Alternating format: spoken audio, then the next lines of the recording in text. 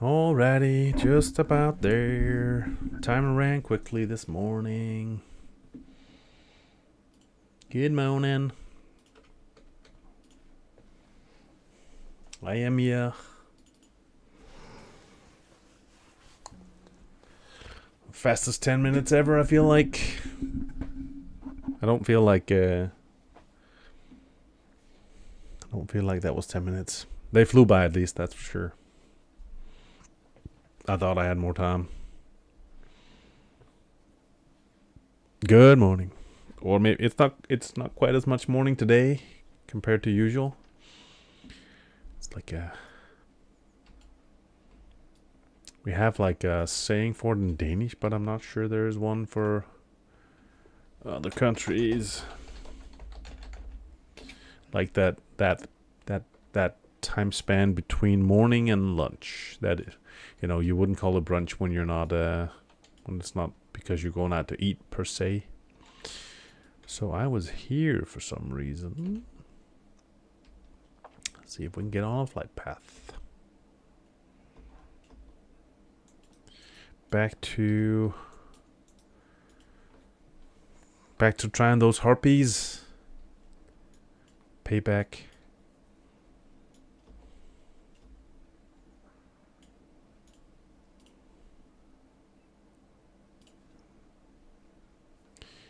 Payback it is. Justice will be served. Or my ass will be handed to me. One or the other. Who knows?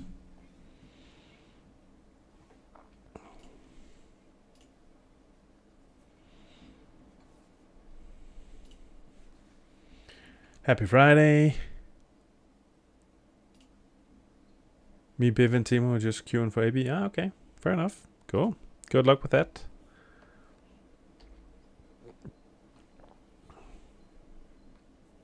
I might also. It could be I could haven't been in Navy. Okay, not at all. Yeah, cool. I'm still contemplating. I'm still undecided on what I'm doing. You know what? I think I might actually skip this quest. I think I'm still sufficiently far ahead XP wise that I don't really need it. So it could be that it's easier. Yeah, because effectively. Good luck with the AB. Definitely. Hope that plays out well. So I just put in the order this morning for the wildflower seeds for the fields. So that part is in check. So wildflower seeds to cover 30,000 square meters of soil. So we can get to tilling the fields and sowing the seeds here before the end of the month.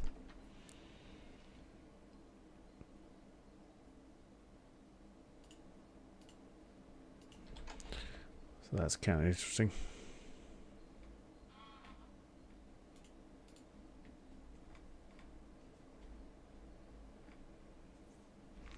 And I just managed this morning to stop by the mechanics and swap out my tires take off the winter tires and put on the summer ones. So we're ready for the next season as well. All these things, man. All these things that need doing. Figuring now, even just now, up until now, the fact of having had to store the spare tires at home, the ones that aren't being used, has been a challenge in the sense of having space. Now going forward, I told him that this time around I was pulling the service back and would just store them at home. I can do it inside the warm, heated workshop. Crank them up on a jack and swap them over myself. I used to do that, but then I got tired of crawling around on all four outside in my driveway, on a cold winter day because I was always a bit late in the terms of the season. for getting on, especially the winter tires. So for the past couple of years, I've paid somebody to do it for me. Completely comfy, that's for sure. There will be some aspect of it that I miss, but at the same time, being able to just, back the car inside, be warm and dry, and then do that won't take long.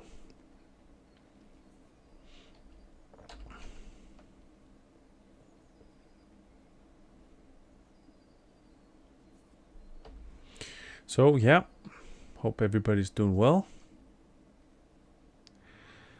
The fact that it's Friday always helps a little bit. Weather's looking up here.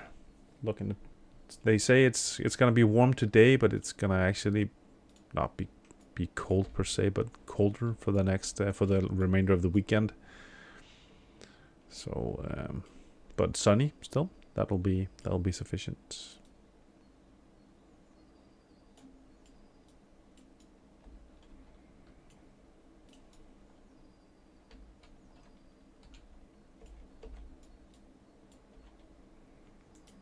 Steel snap it is. So, anyone have any interesting plans for the weekend?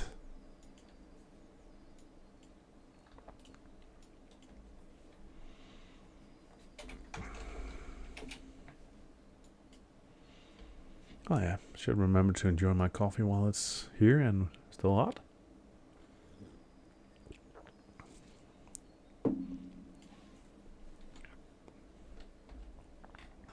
Let's see where we're going. We're going here, steel snap for starters. And then there's the Wyverns.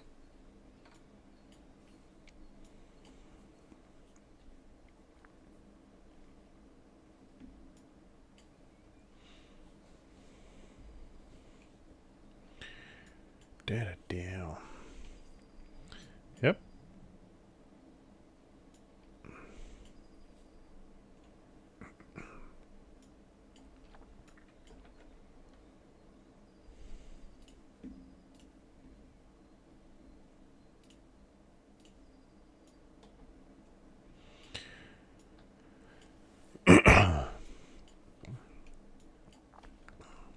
So I was at the paint store yesterday picking up our order. All the paints and like the different spackle and everything that we needed as part of the renovation. And they had been, we called them a couple of days ago, sort of just confirming that everything was in place and that they were kind enough to say like we will be sure to have the everything picked out in advance, so you can simply back up and then throw everything into the trunk. However, do be mindful that you should probably bring a trailer because there's quite a lot. Fair enough. I was expecting to need it anyway, but I brought it, and I would say if I hadn't brought it, I actually wouldn't have been able to squeeze everything in. I think all in all, I brought home close to 500 liters of different materials. So was definitely a lot of like spackle, 300 kilos worth of spackle, which is something you can apply with a roll-on. Thin layer everywhere where you need it, because some of the walls will need to be spackled top to toe. But then another 200 liters just of various paints, because it's all surfaces basically, except the floors, of course. But floors, no, not floors. All walls and all ceilings. So yeah, that was insane. Even just, I mean, it was first off, it was like a low practical consideration of okay, how much can I put in the trailer, because it's not a very big one. So what's the load capacity that I can fill it up with? And from there, it was putting the rest in the trunk. You could see the back sagging just a little bit. Like, okay, well, I figured I would drive slowly to avoid having to do like any emergency braking. Wouldn't want the 200 liters of paint flying through the inside of the car. That car would be ruined, that's for sure. So made it home safely, but yeah, quite a load. They really love me here, all of them. Really do.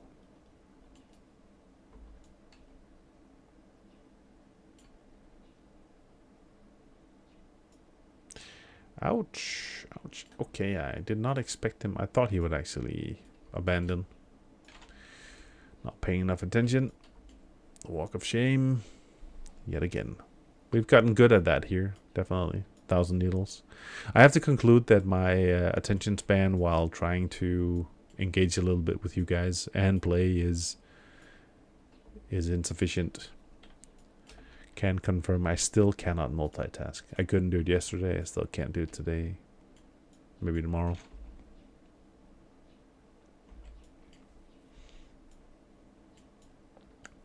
The struggle is real.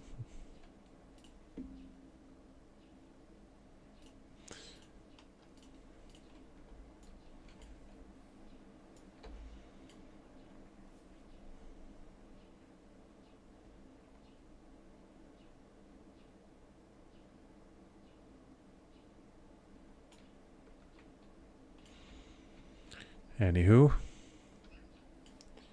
let's not let that discourage us. I know Friday's looking up. What's not to like?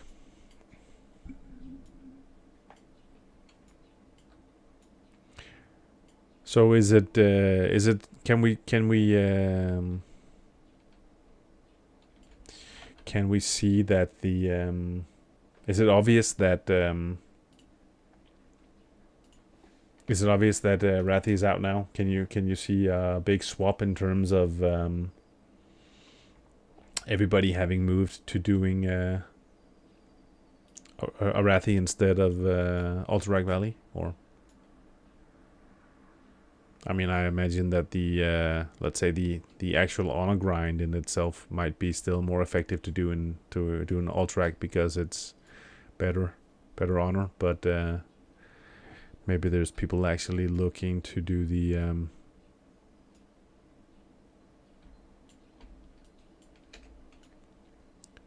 faction grind. Okay, so Steel Snap is there. So let's see if we can skirt around, get a bit ahead of him maybe.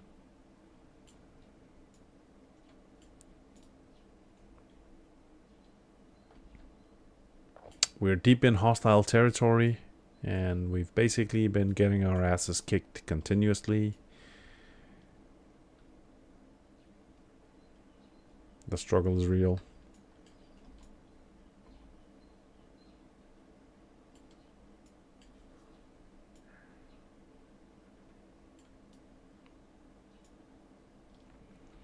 Having been through here last time around with a hunter versus now, I do feel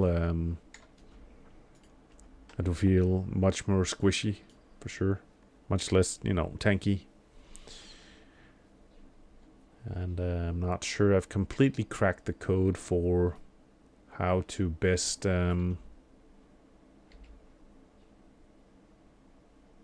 survive the various challenges that I meet.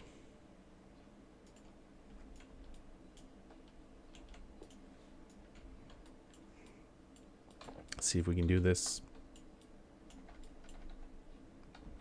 I want to time it. We don't want to pull that guy on top, that's for sure. God fucking.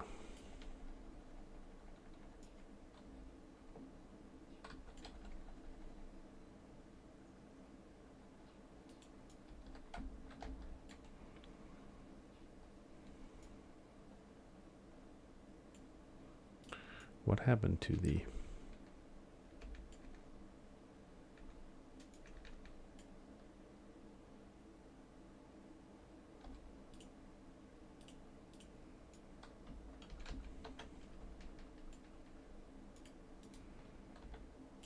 Ouch.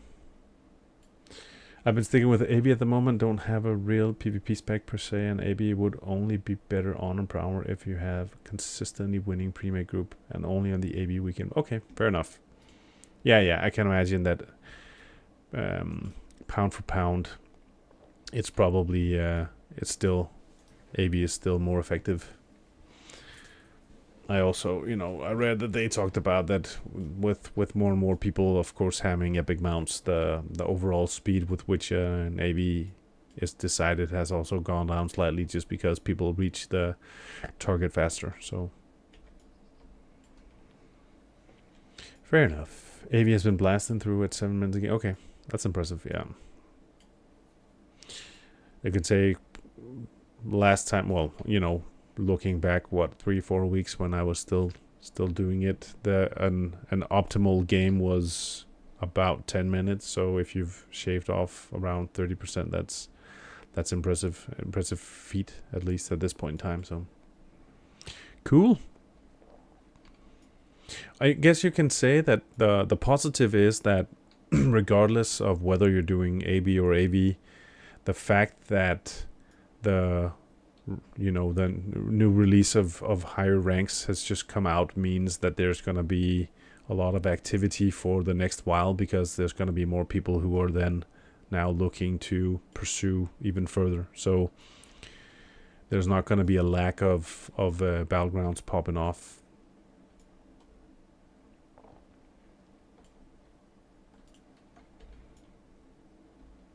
Oh yeah, we do the wyverns. Cool. Yeah. Oh, awesome. I mean,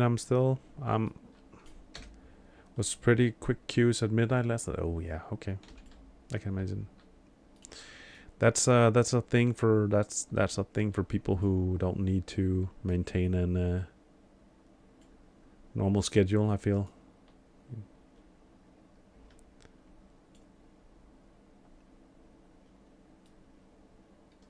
See if I can get up here somewhere.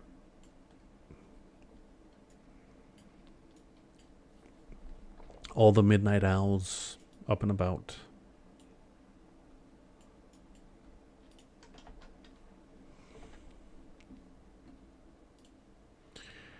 Has anybody noticed if the recent changes they talked about with regards to the Black Lotus have actually taken effect? They were talking about changing impacting the spawn timers.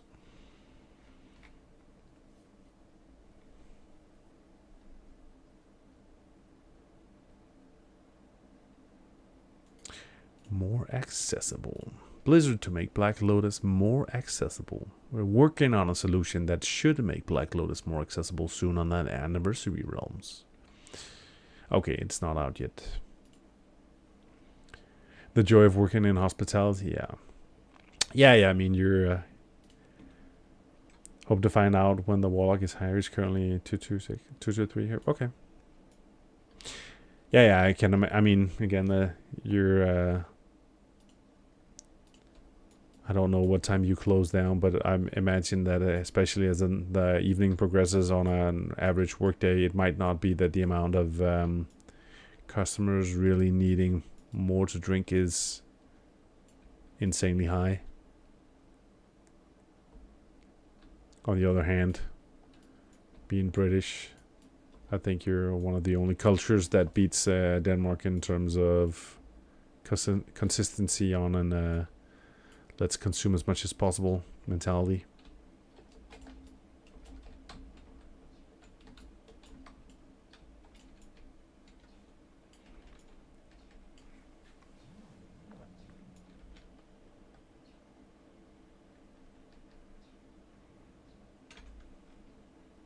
Poison on top. I mean, these guys are going nuts on me.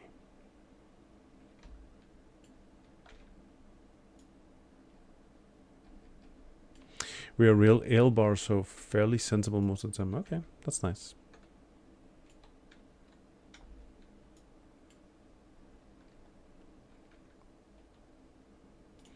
I think the whole it's always a delicate balance using the word sensible and something that involves alcohol in the same sentence, isn't it?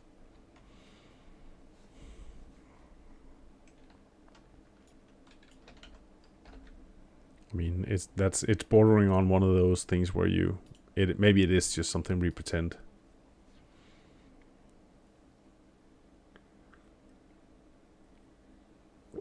There was a campaign at one point in Denmark, if I recall correctly, that had sort of a slogan about drinking. that talked about drinking sensibly.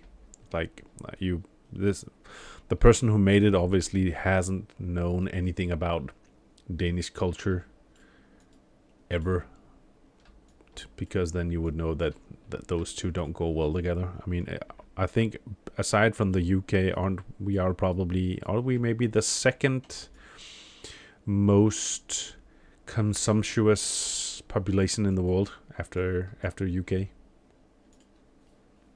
Most amount of liters per person per year ish. So who are we kidding? 115. 111. So close. Shit, no cigar.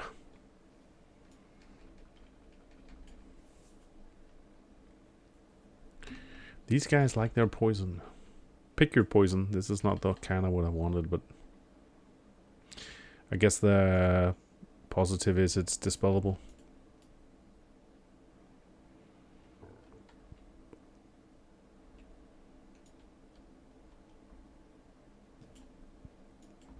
So we can make... I wonder if wyvern omelet is a thing, you know. Probably tastes like chicken, just like everything else.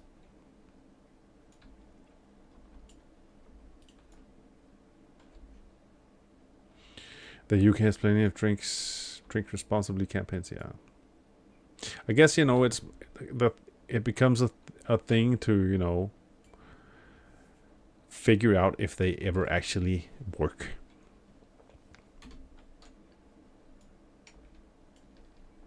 I mean, because sometimes some of these campaign things have a tendency to be, you know, you go big, you go expensive, hoping to reach a wide crowd. But it's gotta cost a lot of money, especially when it's like something that's done by the government on some level. So you gotta wonder if you could sometimes have spent the money better in another manner. But yeah. Okay, Jesus, these guys are insistent. I'm not sure if it's the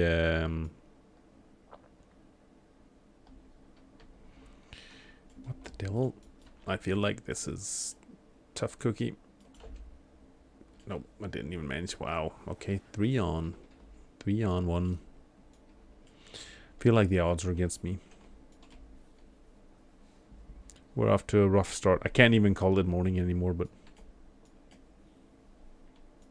not sure.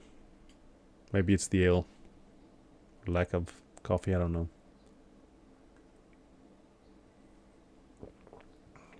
Lack of coffee, lack of skill, lack of focus, so many options. If nothing else, this is an absolute confirmation once more, in case there was ever any doubt, which I don't really think there was, that there's a reason why I didn't pick the hardcore realms.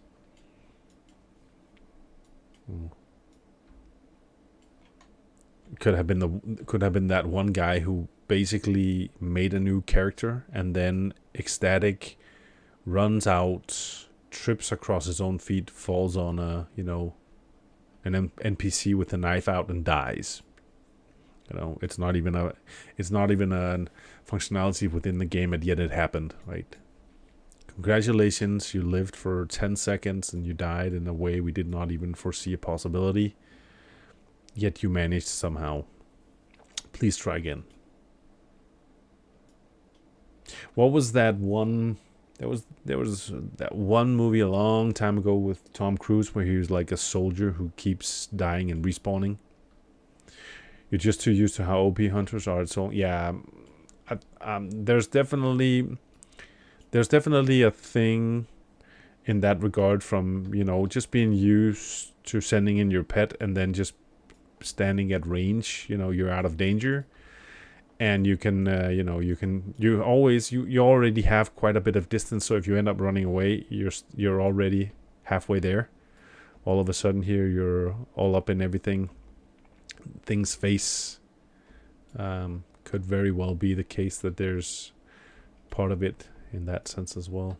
See if I can hide in the nest. So the tree is not. The tree is not there. Tree is an... Okay. Ah, okay. That's basically a first.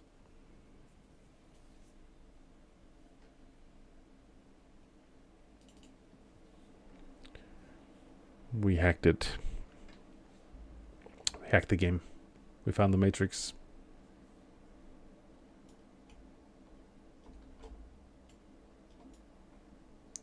So the tree is not solid, but the nest is once you get to the right location. That's kind of interesting.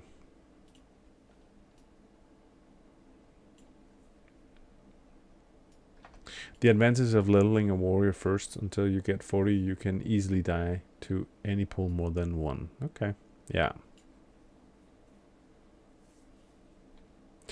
There's, you know, there's... Oh yeah, I was in combat. TCGP, yeah, exactly. I mean, I do prefer to always try to have a very cautious approach to pulling and positioning. But yeah, you know, sometimes it doesn't always go your way anyway, regardless of what you try.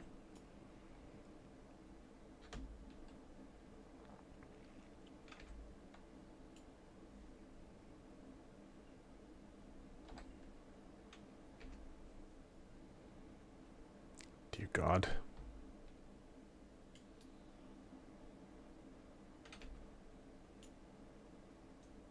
If I get this off, oh my God. Okay, I was playing it too cautious as well. I figured I could maybe get it off first. I should not have.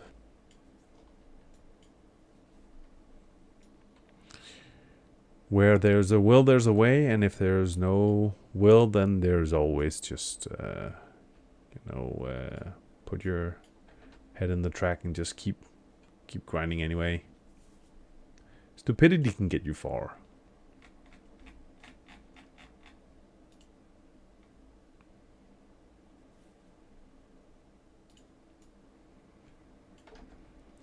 Oh well.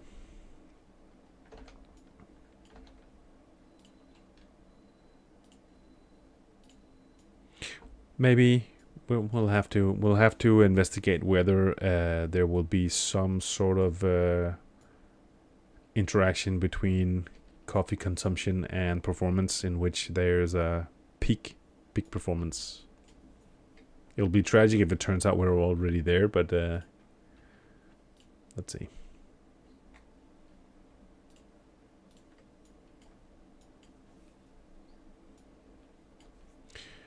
If nothing else, you know, we've had a lot of interesting streams. We've had the nature stream, and we've had the coffee ASMR stream. So ultimately, you know, otherwise we can have like a corpse running stream.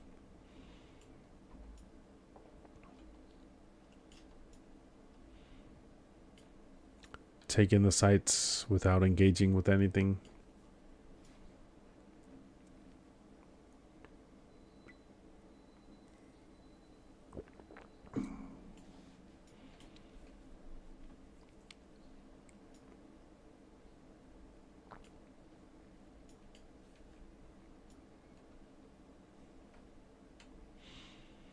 It's one of these times where there's such a gear enhancement performance can be pretty good, but yeah, it's I was actually almost about to address it. I think I'm getting to the point where I can feel that the effectiveness of some of the gear that I have now is also starting to drop off. See if I can find that spot again.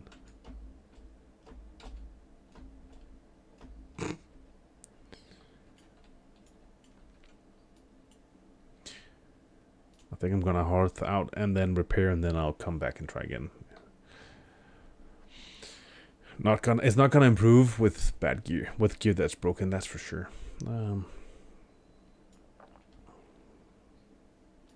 Yeah, but my gear it's starting to lack in some areas. I'm 28.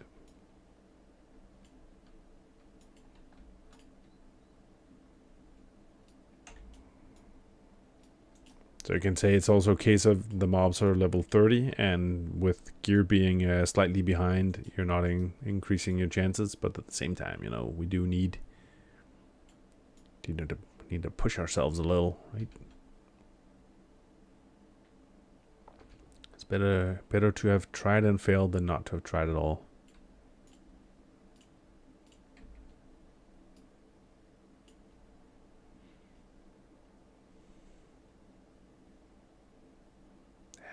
You know, most gear is, you know, we're averaging gear that's from level 15 to 20, so it is falling behind.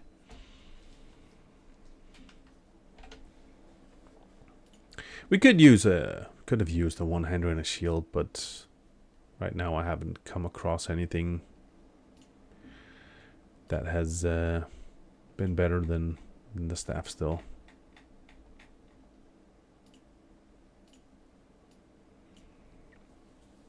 Well, that AB game made me rage quit.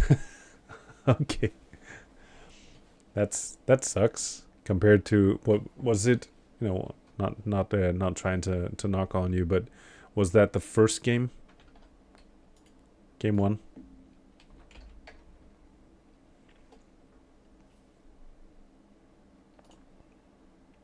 I mean, I'm fairly sure that I wouldn't necessarily feel any different. Yeah, it was. Oh, sorry to hear that, man. That sucks. Probably off on the wrong foot. This, yeah, could be. But you know, it's still. Sometimes you just gotta.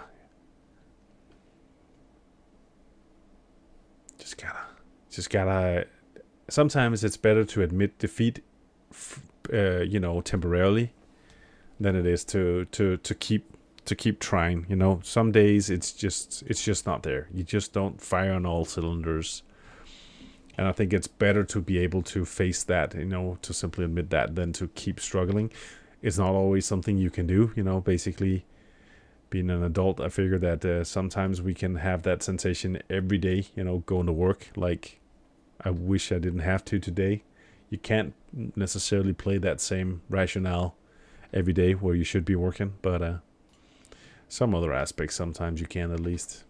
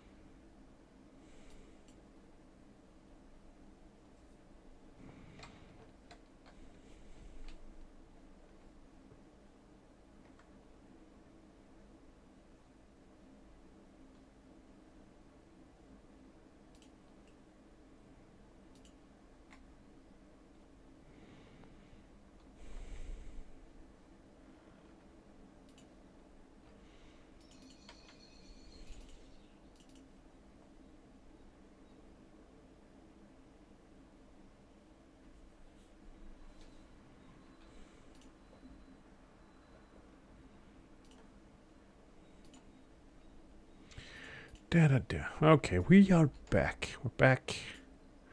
We're no better off, but we're back. Live to fight another day.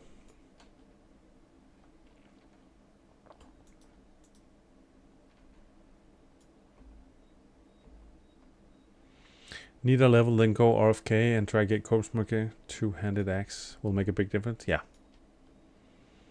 Yeah, I was gonna say I was planning to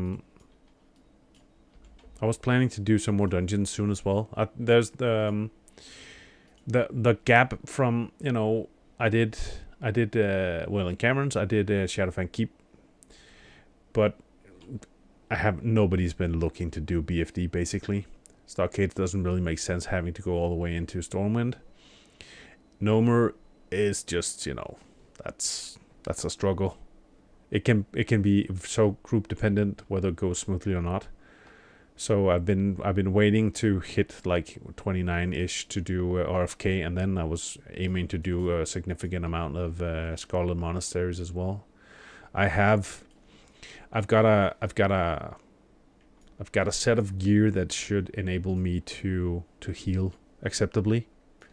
Skip BFD on my Warlock and Tech as well. Yeah, I haven't done it this time around either. So, but I figured that I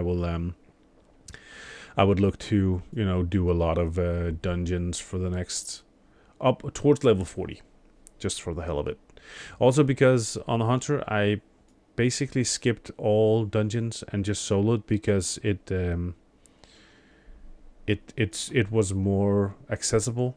I didn't always feel like I had much time. So you could log on, have half an hour, still get some progress. Whereas if you were looking to do a dungeon, you couldn't always manage to find a group in time before you had to jump off. This time around, I don't feel the same pressure to get to 60 per se, so I can sit around looking for a group and level up some professions while waiting. So I'm less dependent on feeling that it has to be a thing, and then enjoy some more dungeons along the way. Yeah, sure, sometimes best to admit defeat and move on, but to leave abruptly, not a nice thing to do when you're in group with a couple of other goodlies. Said my sorries on Discord. Yeah, shit happens, man. Shit happens. It really does. There you go.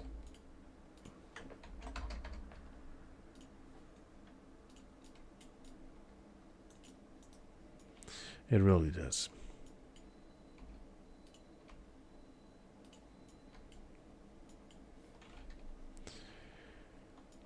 That's... I would assume that even for the others, that they're still, they're looking to do their thing, so it matters less. It's always more enjoyable doing it with some guildies, but if you're not necessarily on voice or something, you are effectively only just in the same BG, right? You might not even be in the same location. So is it going to be something that's very impactful? Maybe not, Not trying to downplay how important you are as a person, but it might be that it doesn't matter a lot to them in that situation. Sometimes can just go sit at the farm for 5 minutes to cool off. It's getting infuriating. Yeah. Yeah.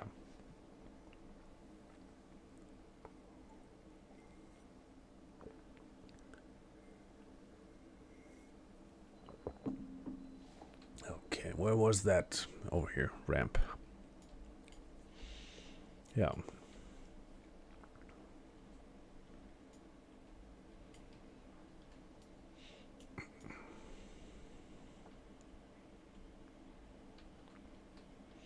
Okay. We're back. I would say back with a vengeance, but I'm not quite sure who's gonna have the upper hand here, so let's not make it out to be more than it is.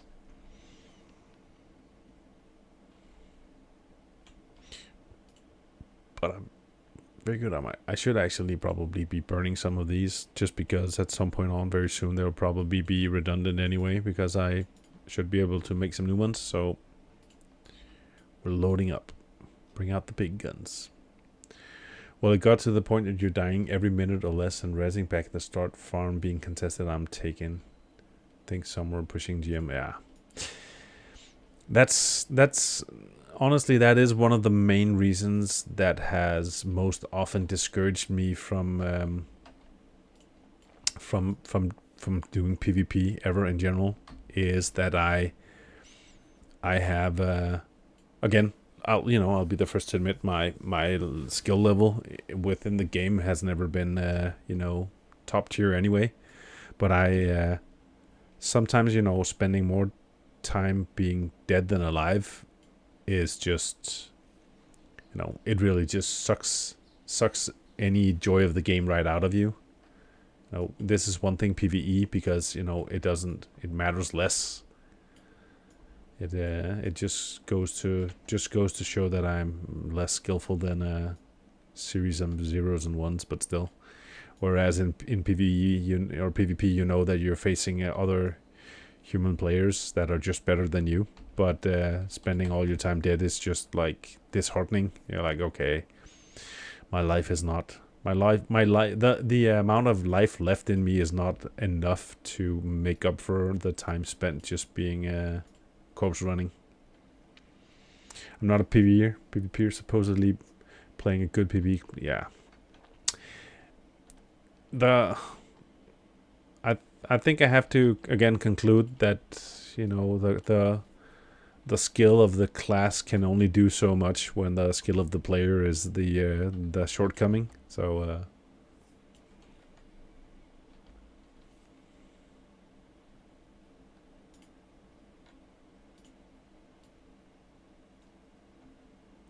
but I mean, I never set out to be the best player in the world anyway. So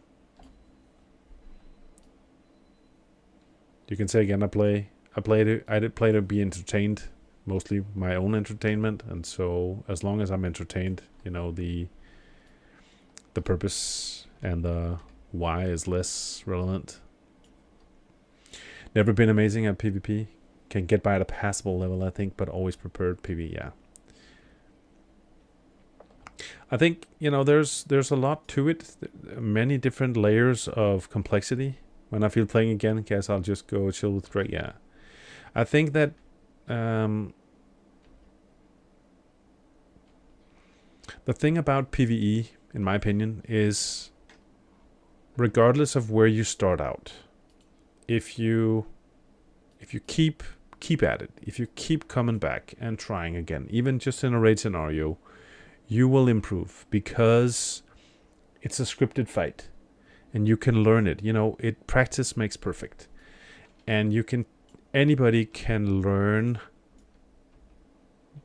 the concept of what the mechanics do and can hone their skill enough. So if you have enough time in PvE, you can always end up being successful.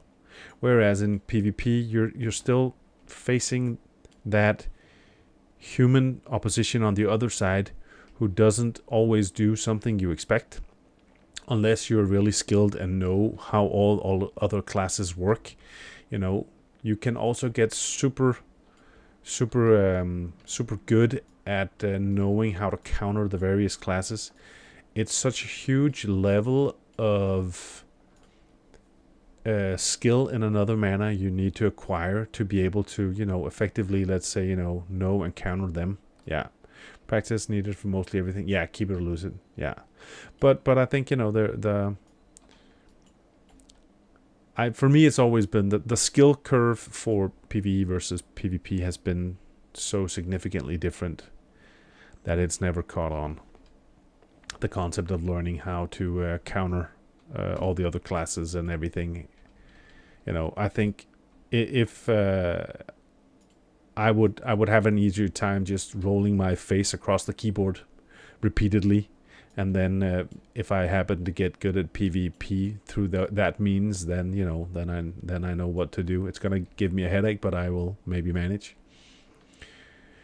We spent 3 months wiping twice a week for 3 hours on Razagor when BWL first launched. Yeah, I mean, we former still, one of my many private server experiences, but I was on a private server doing a TBC with the same guild for 3 years, and we raided twice a week for about 3 hours as well. We were progressing Somel Plateau, so this was upper end game, the final raid of TBC tier 6. And we were on Muru, the second to last boss. We spent roughly 9 months progressing him before we got the first kill. 9 months where we each week made it to that boss, usually on the first raid day, and then we spent somewhere between let's say 5 and 6 hours a week just progressing 25 people for 9 months before we got it. That was also just practice, and that was to a wide extent the same core of people. I think, let's say we maybe had a raid roster of 50 people. No, not 50, 30 people. So majority of the people were there every week, and still it took such a long time, right? And then I think the weirdest thing in general is that once you've got that first kill, for some reason you can come back the next week and succeed with maybe 5-10 fresh tries. Did love SVP, lots of repair costs from the for sure, definitely. That was expensive, but yeah, it was insane. But again, perseverance gets you far, but still. It's the videos of our, I think the videos from our kills on the first on all the videos of our first kills on every boss are actually still on YouTube somewhere. The it's I can still get goosebumps from checking them out. It's insane like the whole just the screaming, even just the screaming on TeamSpeak or Ventrilo or whatever it was we were using back then. When the kill came in, it was just completely insane.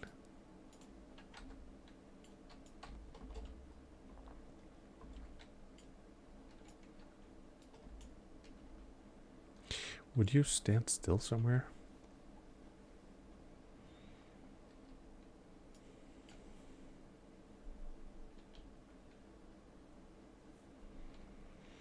So, but how's the AB coming along? I mean, all of a sudden you're in a situation where people do need to put in the effort. It's kind of hard to hide when there's only 15 people on each team, and you really have to grab the all the camps. Going back to watching Paragon 25 Heroic Lich King, always like, yeah, for sure.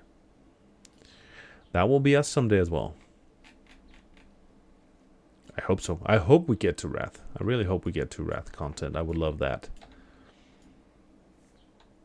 You can say it's really, I'm not even sure if it's funny is the right terminology.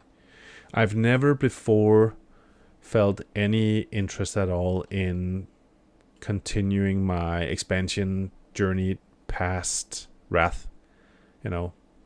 Even all the way back since retail, I've never been past Wrath.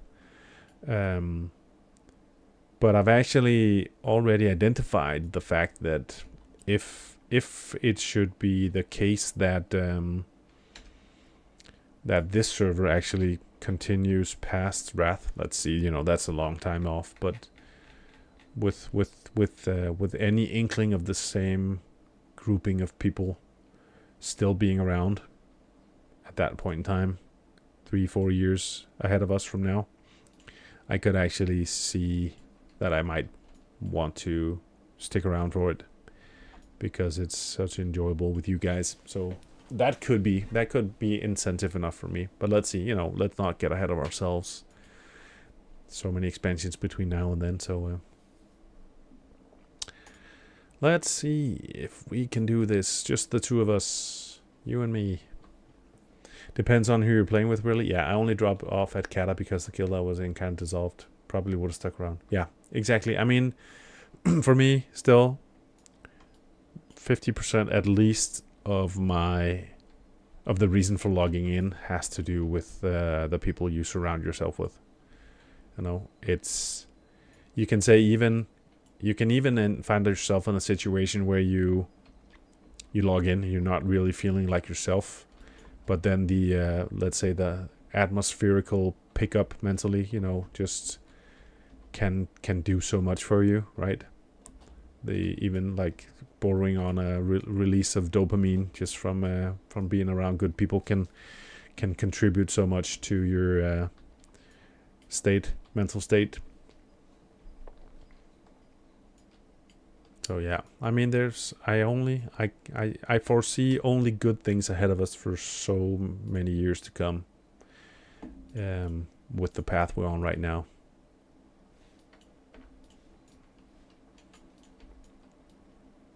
Worst case, you can get half the distance with alcohol as well. But seeing as I mostly have enjoy alcohol-free beverages at this point in time, that's going to be quite a struggle. If I hadn't joined the guild, I more than likely wouldn't still be playing this server. Oh man, that's the spirit. I love it. But yeah, it's I think on the one hand it's funny to think that I've been coming back to this game for 21 years, and I can still find enjoyment moving the same zeros and ones across the screen as I have been for 21 years, right? Still going over the same content, still having only played the same 3 expansions, and still finding it engaging, right? That sometimes it can baffle me.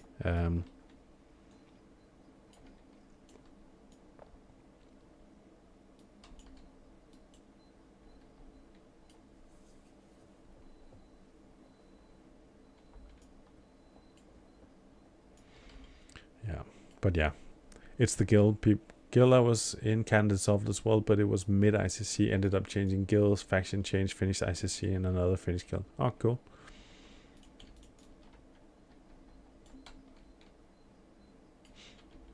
Yeah, it has such a big impact. It really does. Because that, you know, I've ended up I've led the majority of the guilds I've been in for the past 20, no, maybe only 15 years or so. Because I always end up feeling that if I want things done a specific way, I have to, you know, do it myself. Works well. But the thing is that there's been a lot of situations as well in the past where there's been at some point on, you often find yourself facing guild drama. And guild drama is so negatively impactful, you know, that you can really find yourself very quickly in a situation where it completely discourages you from wanting to log in as well, right? So just as well as it can be a super positive thing, so it can also go the complete opposite. So it really has so much to say in terms of how you feel, you know, your want and desire to come online and to do things and everything in between. So see if I can get him in. I'm really trying to clear out some of these guys before the spawns come out, because otherwise it's gonna be tough. Hey, don't go anywhere.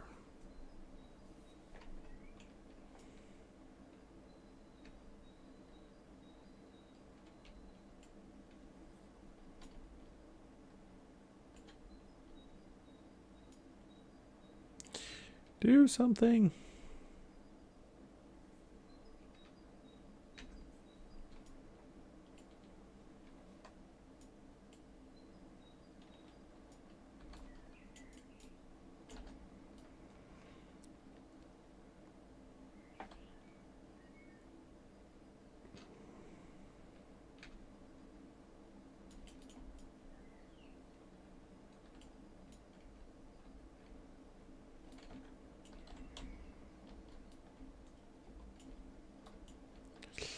We don't want to pull that guy. Damn it. For the love of God.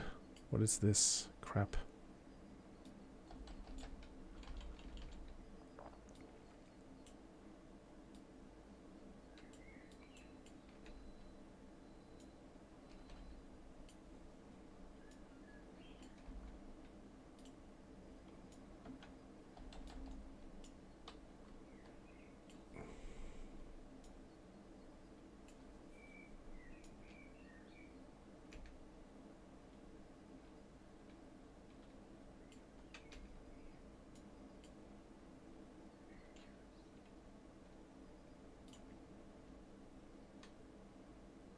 I forgot to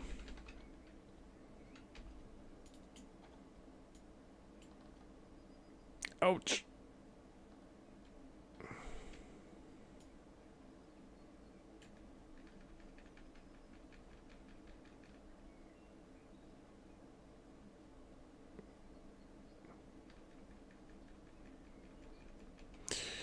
Oh.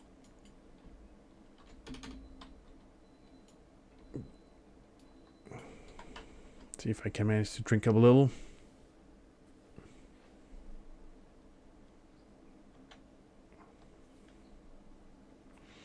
Yeah. Yeah, it supposedly the guide says it's the one on the east, but I was trying to reposition so I could get there, but I didn't manage in time. That was actually the only reason. Yo, Genghis, my man, what is up? So it was purely wrong account again. You and all your burner accounts, man.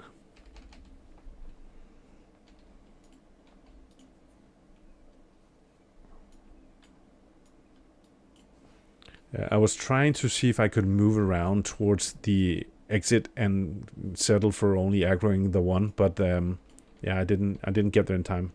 It also, trying to ration that little bit of mana I had. What are you doing? Needing all the burners? Yeah. Some people, some people have an issue with government monitoring and all that. So you gotta do what you need to do to hide, right? Troll accounts, yeah, that might be. Oh yeah, yeah. All the hate fan email I've been getting. Maybe that's you as well. Asking for all those feet pictures and all that stuff. Your perv accounts.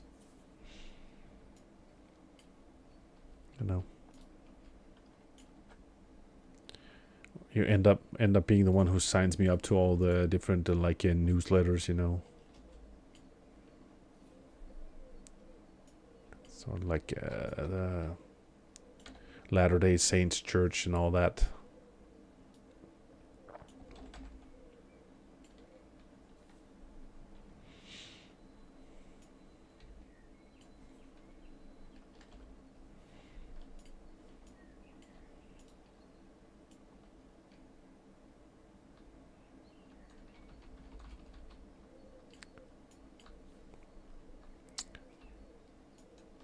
This is the situation where you feel like voicing the fact that we actually made it, and at the same time you're cautious of saying it because it's not completed yet. You don't want to jinx it.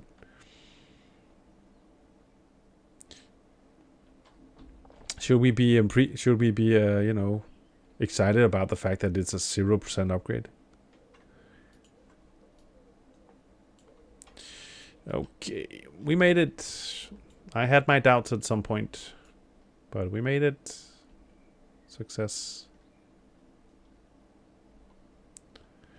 The Shammy is progressing, yeah. It is, slowly but surely. It's you can say that it mentally really picked up from level 25-ish. I got into a good vibe and been pushing since then. And then come level 28, we got to 1,000 needles. I all of a sudden, I think I've spent more time dead than alive in 1,000 needles since I got here. And so yesterday when I logged off after having faced defeat by those harpies on end, I was struggling a little bit mentally with wanting to pick it back up. Now at least we have to conclude on the fact that we lost out to the harpies. The harpies won. Harpies 1, Shammy 0. But then managing at least to succeed on beating the wyverns, puts me mentally back on a 1-for-1. So classic WoW April Fools official announcement phase 9 with a picture of the flex tape guy slapping tape on leaking water cylinder SOD. There's actually I've seen a lot of April Fools this year from the various Danish companies as well, which have all been very entertaining. A lot of very good ones in their midst. Oh God, I don't care to deal with your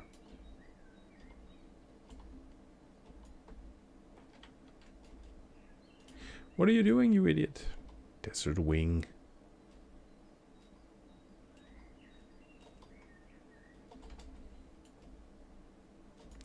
I guess I'm helping him indirectly just by kiting that one guy. But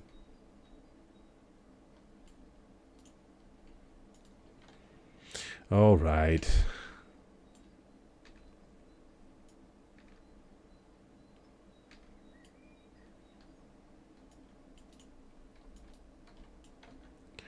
Guess you should be helpful, right?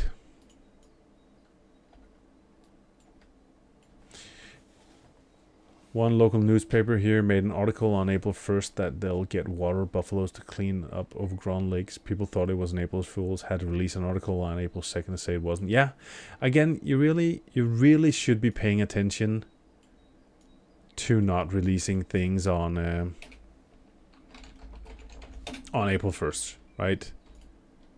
Because you should be mindful of the fact that you're gonna find yourself in a situation where people will always be unsure of whether or not it was an April's Fool. So isn't it? It's better to steer clear of April 1st, right? It just is.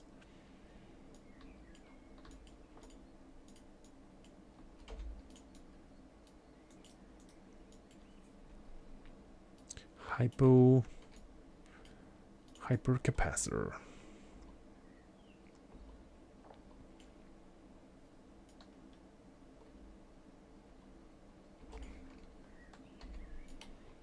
What was it?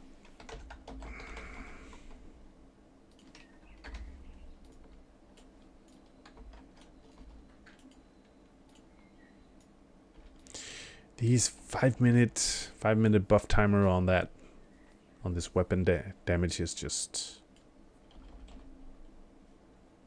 so short. Goes by so quickly.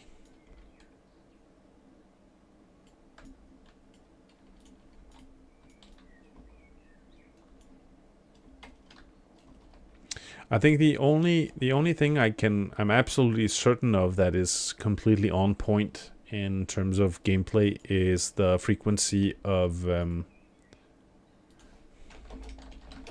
is my jumping. The amount of jumping I'm doing is still completely on point where it should be. You know, number of jumps per level is still there. Let's check. We must have it somewhere. Items, kills, miscellaneous, jumps, 1,672. Yeah. Yes. So we're averaging more than 50 a level, right? That's as it should be.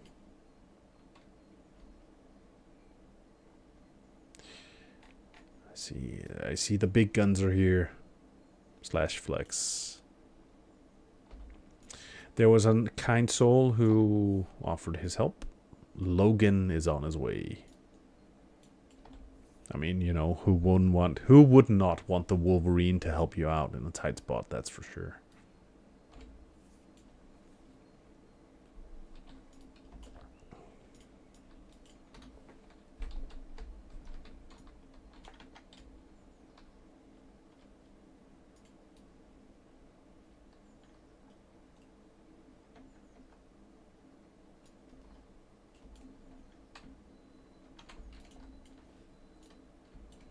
Bloodlust. Oh yeah, no, we don't have it yet. If you need some more help, I'm open. Yeah, thanks. I'll keep that in mind. I think we're good, but you know. It's a tough kitty.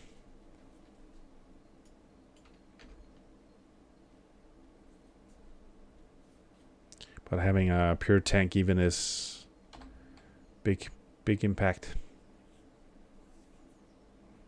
This is how I should be leveling, right? Just have like a personalized tank. It's fun because, you know, there was I played Star Wars: The Old Republic, the newer MMORPG as well, for a lot of years. And one of the things that they had was everybody had a companion.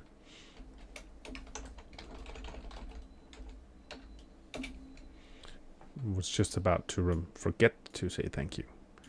Everybody had a companion, right? And originally you had different companions who could fulfill different roles.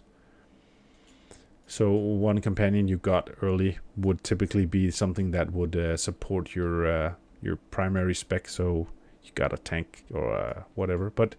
And they changed it now so that each companion you can basically designate whatever role you need them to fill. So if you want them to take on the role of ding, if you want them to take on the role of healer, you can assign that, and they are, you know, predominantly healer or whatever. So that's cool. It gives a lot of functionality, at least in the sense of stamina, spirit. Stamina, yeah, good question. I'm not sure my regen for spirit is enough to really weigh it out. So, but yeah, you know, you can say, of course, the game came out much later, so maybe they took a lot of learning from things like WoW to say, okay, can we do something that can have a positive impact on people's ability to solo things? Might be.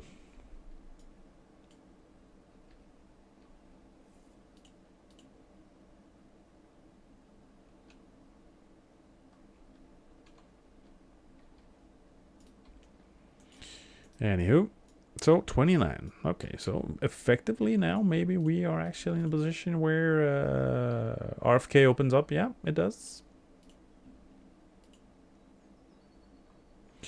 To think that we actually have a group here where there's already a tank and a healer present. I mean, you've seen it here first, people. This is not common. They must be, you know, they must be, I was about to say, they must be a pre-made, their own pre-made. Okay, before I go in here, I can hear that the tumbler is done drying something because it's been beeping like a madman in the back here for, I don't know, 5 minutes, 10 minutes. I'm gonna go turn that off. I think I'm gonna go stock up on coffee real quick before we enter here to do the next part. So give me a minute and a half and I will be right back.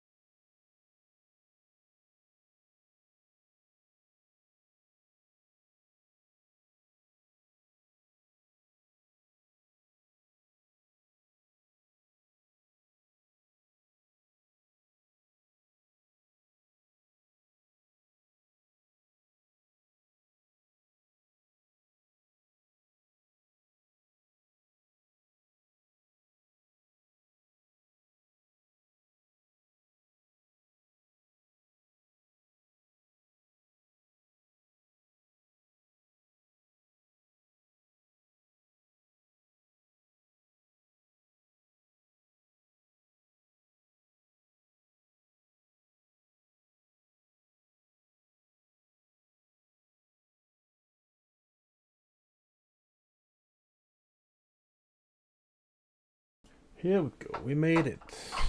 Made it. Turned off. Everything beeping, as far as I know. Got the coffee. I figured I might as well ask these guys. Oh, maybe I can just make it. Oh, okay. The struggle is real. Going back to the hoping the server continues to Wrath. I guess we'll have some idea later this year. Last year's roadmap didn't have SOD phase 8. There's been some data mine stuff for Mount Hyjal. Yeah. I mean, again, it's... time will tell. And it's not a...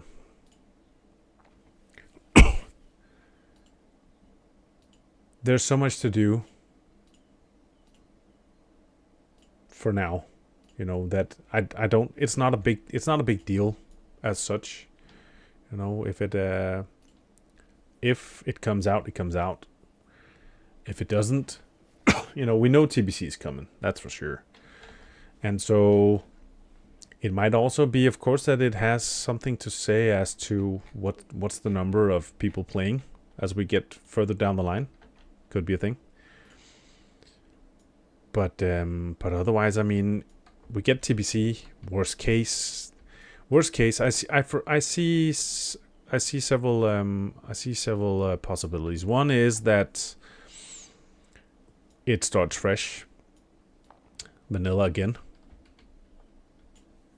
The other is that, you know, if people are into it, you can say, you know, if you have a tight knit group of people who still find it funny, you know, to play together, you can always look for, you know, I was gonna say you can always look for a private server that accommodates your needs or whatever. But there's a lot of opportunity. It might also be that a fresh server comes out.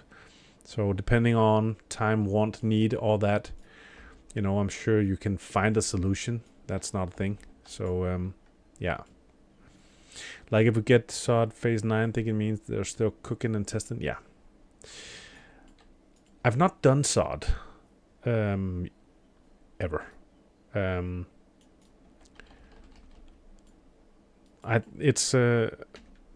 had to conclude at some point that I think it has some interesting things to it, but I also have to look inward and conclude that I like things the way they were.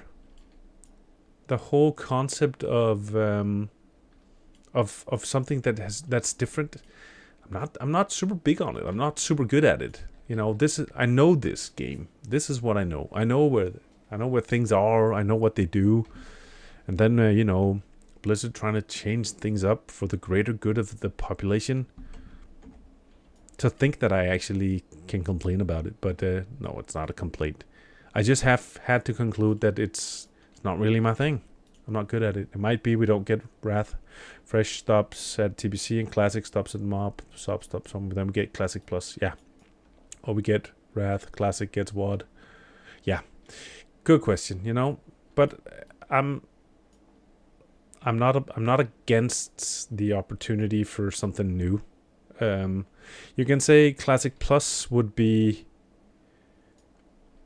new for everybody, which isn't necessarily a bad thing because it leaves everybody on equal terms, right? And that could maybe be okay, but let's see. I think it's one of those situations where it's something I wouldn't necessarily, I wouldn't give it any thought until more information was available and then take it from there. Classic Plus, I mean, Classic Plus is not defined per se. They've been talking about it. Yeah, they've been talking about trying to wrap up on loose ends, take some of all the things that they've learned from all the, you know, all the iterations so far and trying to improve on all of it, right? So it's basically like the fully modified version. Yeah, SOD is a testing ground, yeah. So they're really trying to say, you know, we're considering We're considering a classic 2.0, or maybe it's 3.0. I don't even know what version we would call it, but a complete iteration where they basically take everything that has worked so far, everything that has not, and then create something that is, you know, the best possible version of itself. You gotta hand it to them that despite the fact that the game has been going for 20 plus years and has seen a significant rise and fall in numbers of subscriptions, they at least they keep trying, right? At least they're still trying to create a product that keeps people engaged and keeps people here. You know, and there's something about it, you know. There's something about it at least that has merit, because otherwise people still wouldn't be here still, right? I mean, how many other games do you still dust off that are 20 years old and play? Not a lot. I mean, I think the only one I could possibly point to would be Diablo, from speaking for myself. So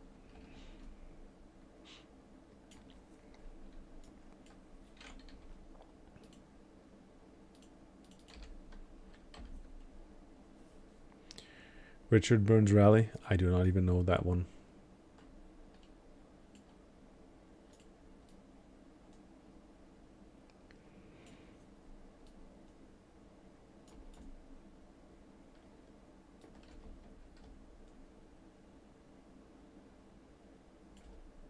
EverQuest still thriving after 26 years. Yeah. Yeah, but you know, it goes to show you that there are a few that can still keep you engaged, right? But it's the amount of them out there is not big, I assume. Pretty Jose rally game, loads of mods. Yeah. Cool. But I think, you know, that's also one of the things that a game needs if it's to survive for such an extended period of time. There has to be something to it that you know can incentivize change and keep you coming back, right? Because the storyline sometimes that doesn't change often, right? So it struggles more to retain you if the storyline doesn't bring anything new, I feel.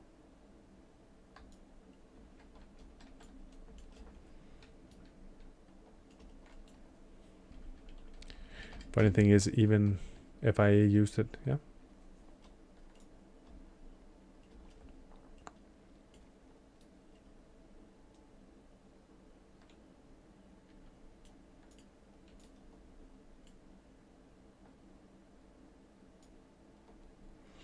The worst part about these quests is the fact that it's easier to clear. You can do it on your own. But when you're here at the same time, you know, it's kind of hard if you have to battle each other for the spawns. But at the same time, because both need 10, you just end up spending a lot of time here, right? Mostly because of the lockdowns back in 2020, but kind of shows how well made it was. Yeah, cool. Yeah.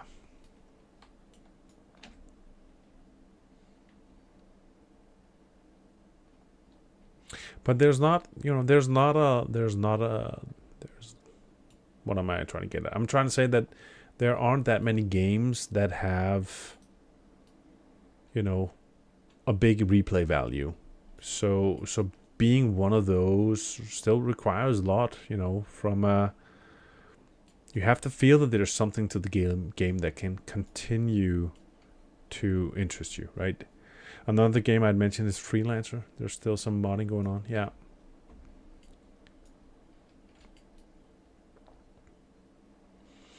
I think nowadays there's not much replay value. Yeah, exactly. I think that, you know, one of the things that I often notice is that there are a lot of new games that come out that I on paper am super excited for. The thing is that I find, I don't have the time often to really commit to a new game, because meaning that I would love to play them, but I function in a way where the more I play, the more it piques my interest, the more I want to continue. And so when I find myself in situations where I don't have a lot of time on my hands, my desire to play more goes down as well. They sort of go hand in hand. And so with new games, if you have this massive sensation of really wanting to, put in the time and the effort, but you can't due to a combination of work and family and life and whatever else, then it derails for me. I end up losing out on wanting to finish the game, and then if you all of a sudden end up parking it for a year, 2 years before you pick it up again, you kind of have to start over, right? And that's just not quite a thing. And so what I often end up doing is I have a lot of games on like my Steam wish list for later. So the other thing is I'm not always in the position where I feel like I want to spend 50, 60 euros for a game, especially if I know that I'm not going to be doing it anytime soon. So what often happens is that I put it on my wish list, and then I sort of keep tabs on it. At some point, if it sort of comes down in price, then I grab it later. Maybe I get it for half off. 30 euros all of a sudden. Then you get a game that you figure that you will want to play someday. You didn't pay too much for it. So sometimes I end up picking them up later, but it's not always the case.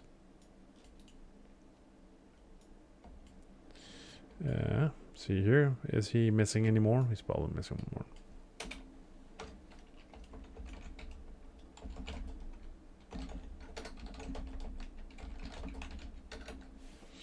Baldur's Gate was a nice breath of fresh air. Hope more games like that will get made. Not meaning similar breadth and scope, maybe, but just good single. Yes. And honestly, I am...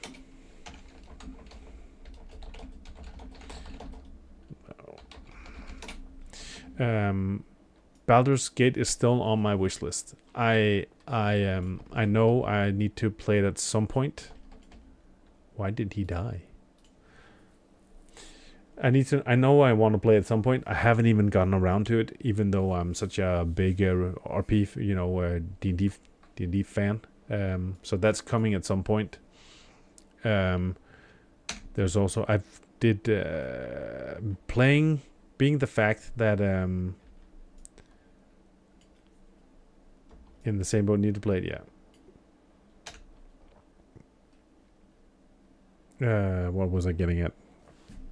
Being such a big D&D fan, we play the group I play with. We play Pathfinder rule set, and Pathfinder actually made one of their adventure paths into a campaign, and one of their campaigns into a computer game, which I played extensively, and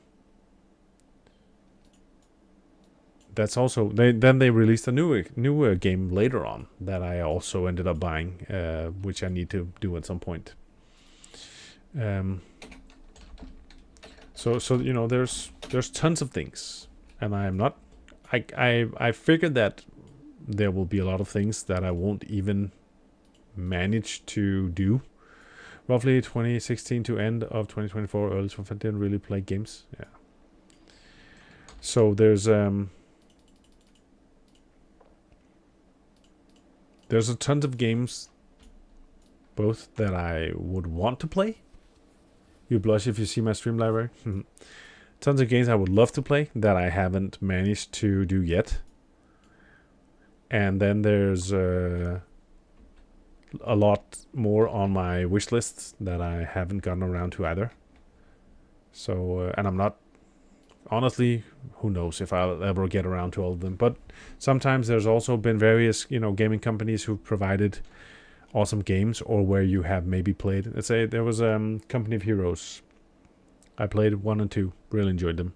I bought number 3 to support the gaming company as well. I haven't even given it a single thought yet. Who knows if I ever will, but it's been a game I've appreciated, spent a lot of time on, so being able to like support them and indicate that I actually thought they made a good product is also has some merit. So I do that sometimes as well.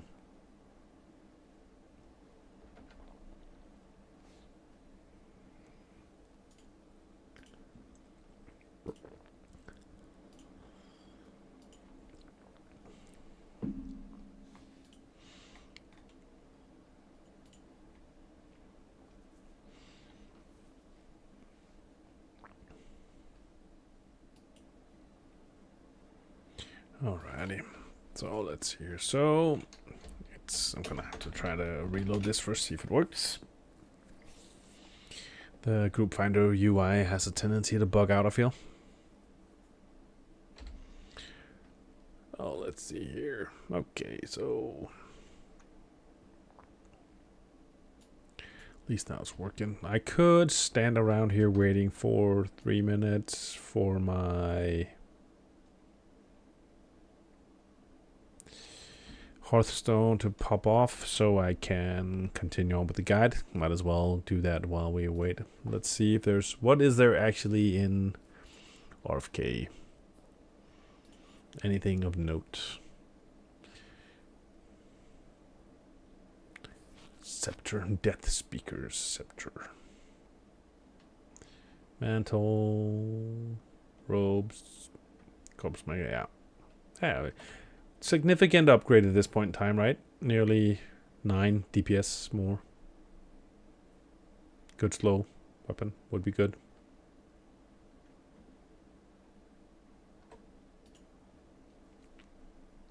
Sure. Swine Tusk Shank.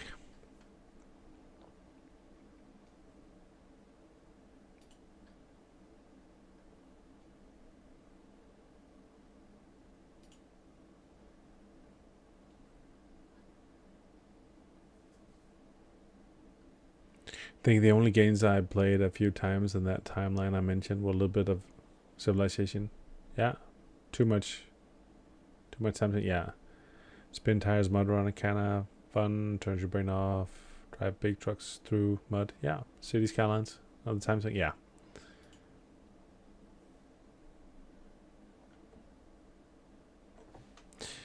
All right. Well, let's see. Yeah. But I think it's... For me, it's really just... It's a way to, to zone out, decouple, do something else, not have to put a lot of mental effort into a game always. Hey, maybe that's sort of what shows on my gameplay. Lack of mental effort. I've also done some FPS. Again, we're back to the whole... Back in the day, 20 years ago, I played Counter-Strike, was in a small clan, had some fun with it. But I haven't played since, my reflexes are not good enough for it anymore. It's not really appealing to me. But I do like single-player shooters, Far Cry series, things like that. I've played a lot of, enjoyed those. Ghost Recon, played that for a long time. Have one buddy I always play Ghost Recon Wildlands with, like a co-op, because that's, again, half the fun is doing it with somebody else. So that's also been a thing, that I can really appreciate. But yeah, it's really just about having something to do with your time. Alrighty, let's go here. So can we... Level 23. Oh yeah, that was because it was SF. Oh, I'm in the list. I'm looking in the wrong one. I'll do like this instead. I hope I was... Damn it. Let's do...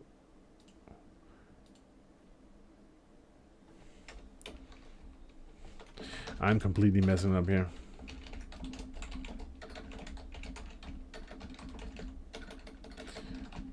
Wow, my hands are not...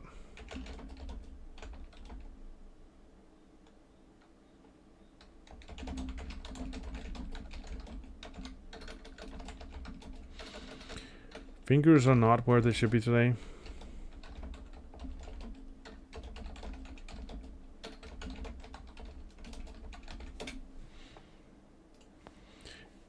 Deus Ex Human Revolution was fun back in the day. Did get mankind divided as well, but looks like Steam has recorded a whopping 7 minutes of playtime. Yeah. Okay, let's try again. Whoops. Kerbal Space Program is excellent as well. Infinite replay value with mods. Okay. Yeah. I think, you know, I also... Fallout. Some of the newer Fallouts also were very enjoyable. Especially if you had like if you did some of the different modding that they had come out. Also things like XCOM actually. XCOM was also super cool with some of the mods. You know, some of the mods were kind of what saved the game. Just because, and you know, a lot of them are like smaller quality of life things, but enough so that the game becomes viable more extensively. So yeah. But I think generally the overall, I do mostly well when we talk about games in which I can come and go as I want, in the sense that if I have 30 minutes, I can do something. If I have 3 hours, I can do something. But I don't need to plan to have a minimum of X amount of hours to be able to, you know, successfully engage in something specific, right? The hard requirement of needing to plan around it is what is often like discouraging. So not being in that situation. And then I think, you know, there are a lot of these games where I've probably historically been very much like a theory crafter. I like to prepare ahead of time, read up on things, look for the optimal way of, you know, stat configuration. I'm not good at going into a game blind. I like to prepare. World of Goo, that is not something I've ever heard of. What is that?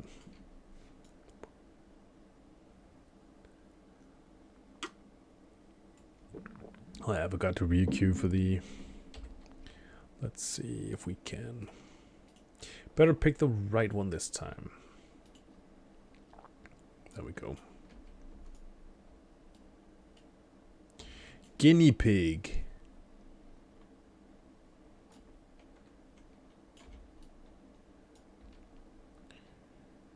Guinea pig.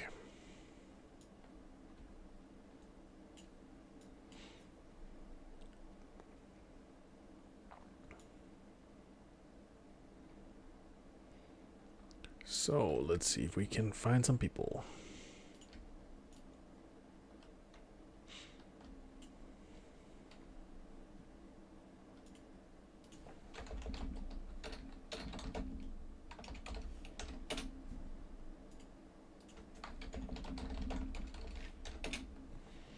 You basically drag and drop balls of goo to kind of build ladders like ants climb. Goal is to reach a vacuum pipe that sucks up the balls of goo. Secondary goal is to use as few balls of goo as possible. Kind of like bridge. Okay. I'm learning new things every day.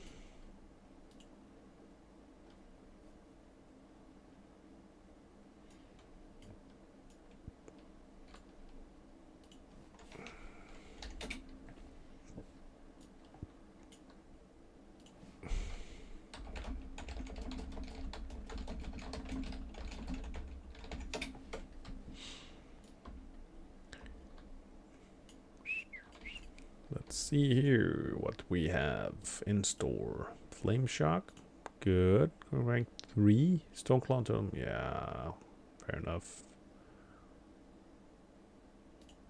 We'll grab it all. We have a sugar daddy who provides us with money whenever we need it. So we can just... It was released in 2008, and just notice there's a notification on the Steam page that there will be a World of Goo 2 released in Q2 this year. Have to get that, I guess, yeah.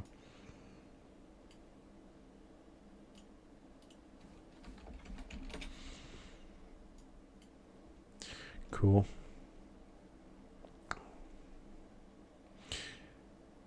So let's see here. I hate the fact that I need to double check whether the rank of the spells is updated accurately. That annoys me. Oh yeah, I still have the...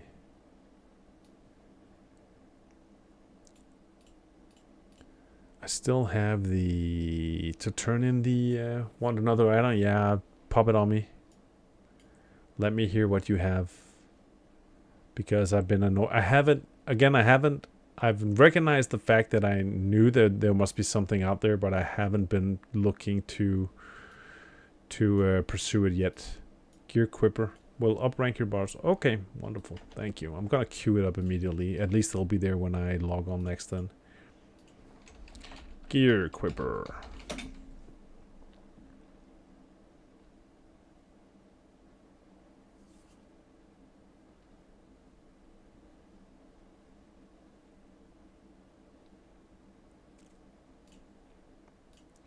Thank you kindly. Ancestral Cure Disease, Cure Potion, Healing Wave. Yeah, there we go. Lesser Healing. Yeah, check mana, Spring. Okay, we should be good. How are things looking for Ancestral Recall? Nice. At least we get a reduction in Hearthstoning. Grounding Totem, Healing Stream. I like the fact that it says Healing Stream Totem rank 2. Do I even have rank 1?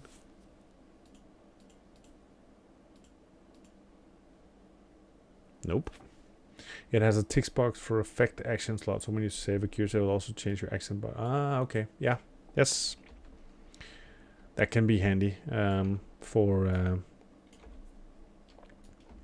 especially for if you have like you equip your healing set and then you automatically have an update to the action bars, just so you don't have to swap things around. Because sometimes it's easier to have like your healing spells readily available on the first couple of buttons when you are healing instead, just because you don't need the same rotation.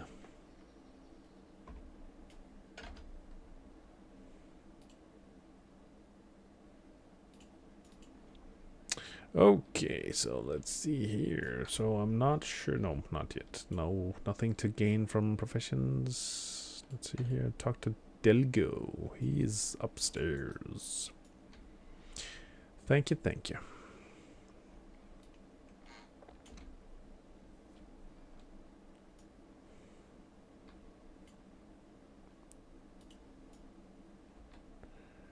Where art thou? What do you have? You ain't got nothing. Bulova. 4% upgrade. Requires another level. Not really worth it. Merciless Axe is not up. Nope. Okay.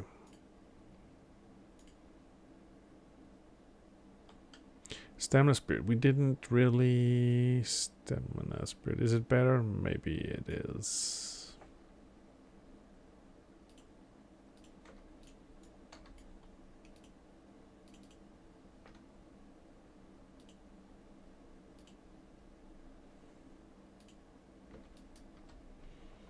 Okay.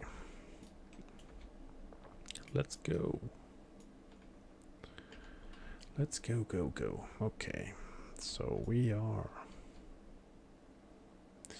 I'll clean up my bags a little bit first, just for the hell of it.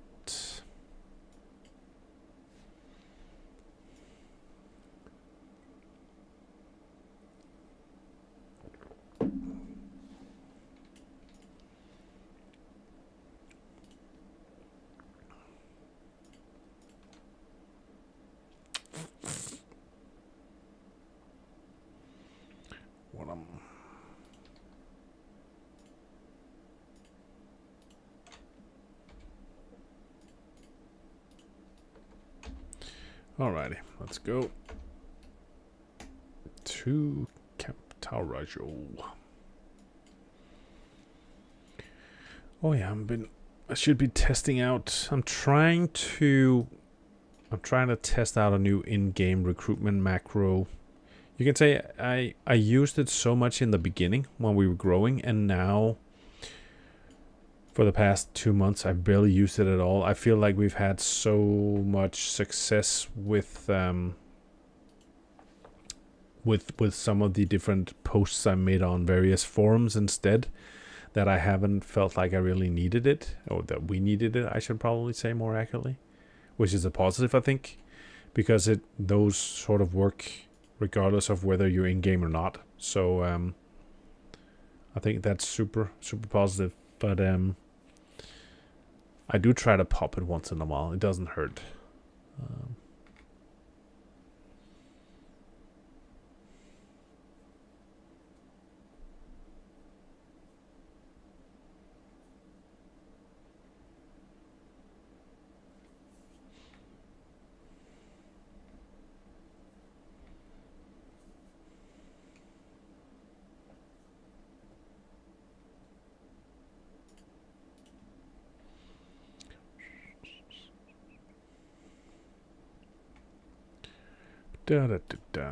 Okay, let's go here.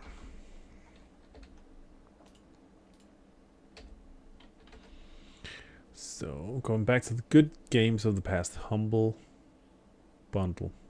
Nice way. Yeah.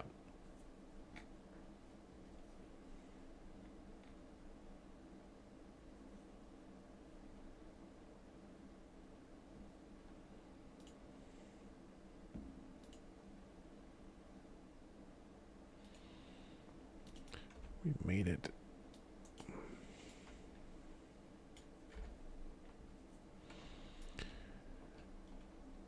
They did mostly indie game bundles. Pay what you wanted. So, okay.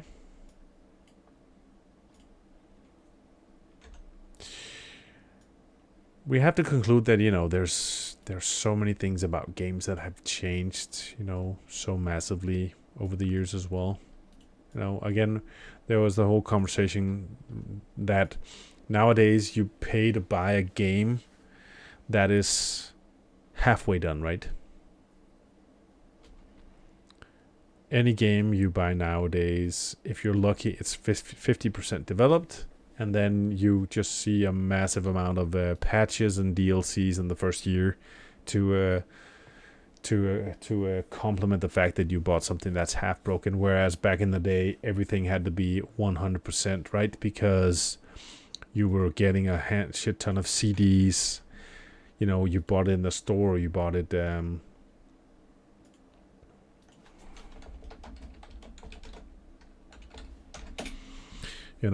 the game manual had to be done. All that stuff had to be completely on point. Looking at the page now, it looks like a publisher's bundle, and they have their tiers. Pay more, get more. Yeah.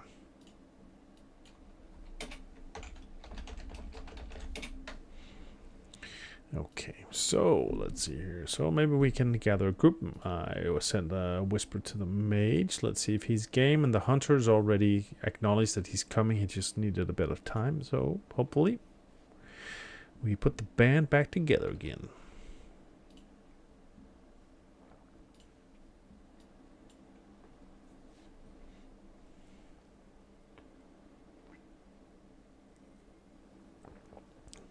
And I don't even have to heal. And there shouldn't be any competition for the corpse maker if I'm lucky enough that it drops, because the hunter doesn't need it. Bad stats. And the warrior shouldn't be rolling because he's a tank. So whoop. Like, what's this Earth Defense Force Collection? Get 24 items if you pay 3rd tier, 18 of them or some DLC stuff. Yeah, there's a lot of that going on, I feel.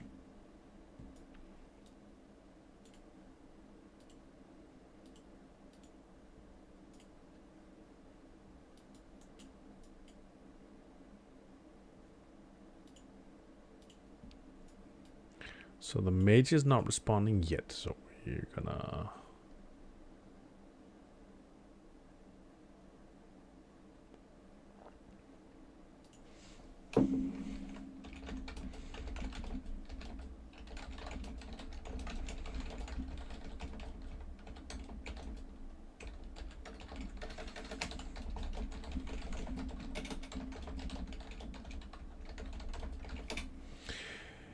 €226 value.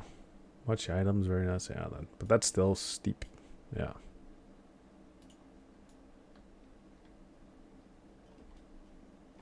I mean, that's you know, that's a lot of money on a game, right? You can say you get a lot of value maybe, but it's also an amount of cash for a game that's, you know, requires a lot.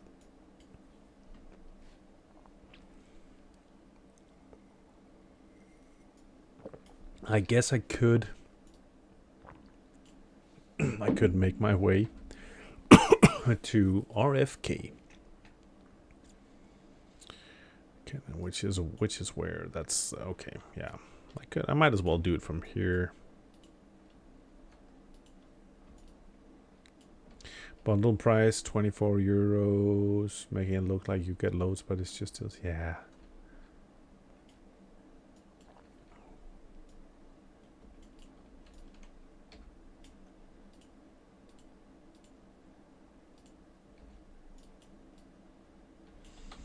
Okay, off we go.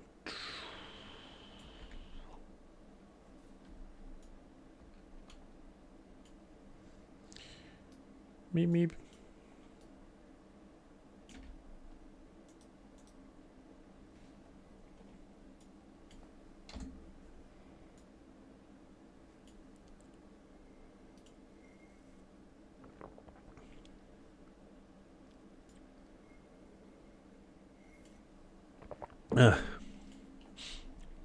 Somebody need a layer hop.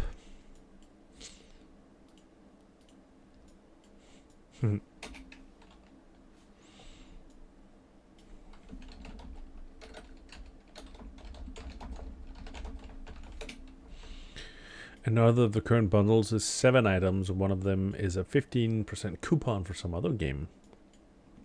Yeah. You know, that might... sometimes that can basically be, you know, like a good cost benefit. You can sometimes end up getting more value out of even just the coupon for something else compared to what you pay for it. So, you know, that can make sense.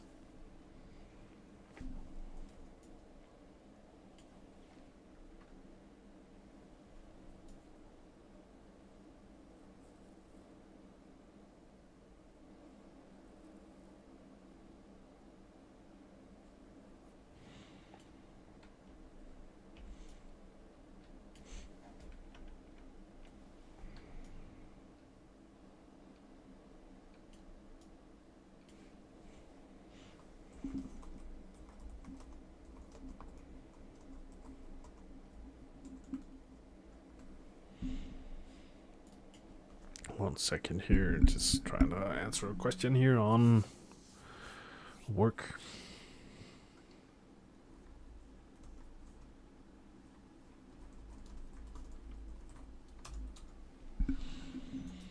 Okay, so mage is unresponsive. That's...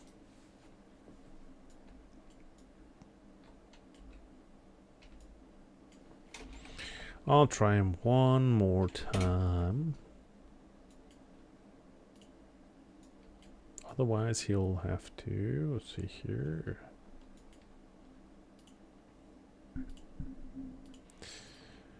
He left again. That was quick in, quick out.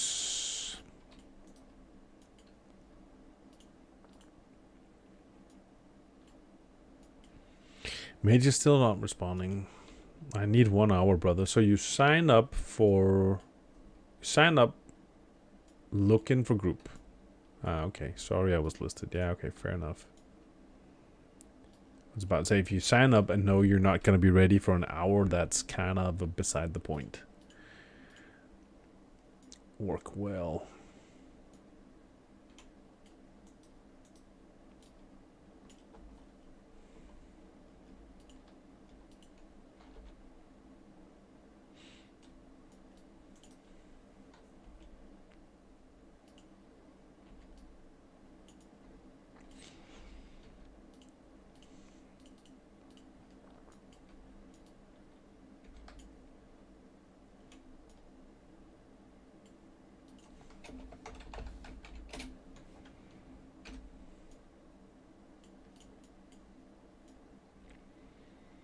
Okay, so let's see here. So we so the hunter should be coming, and then we just need one. I could, of course.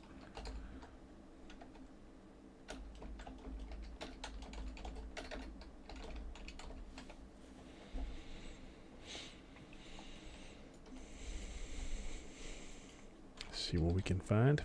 One more. A random. Looking for a random.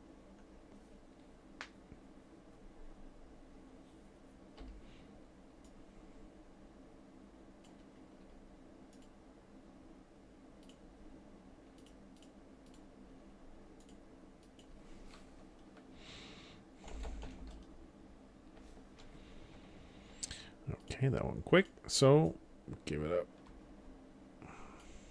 it a few seconds, and then let's see where the hunter was. I'll just double check. 14 minutes.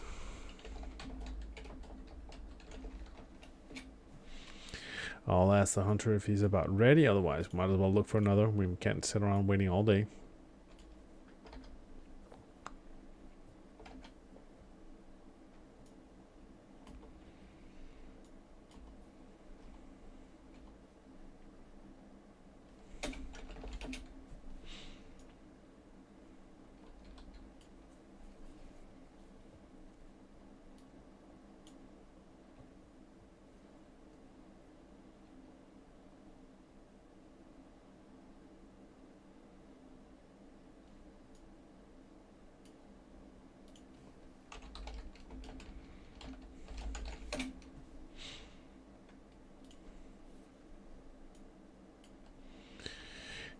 Hunters at the other end of the world, unfortunately.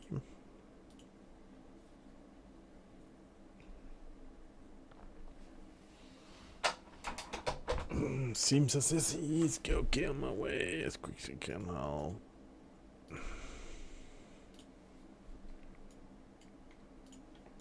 Okay. He's there. Everybody else is almost here. Well, we can start clearing trash.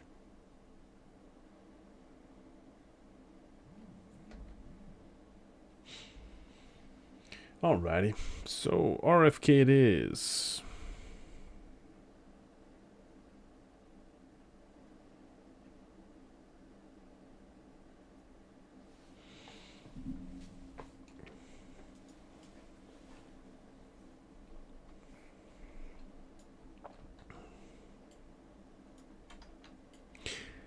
Three elites. Yeah, okay.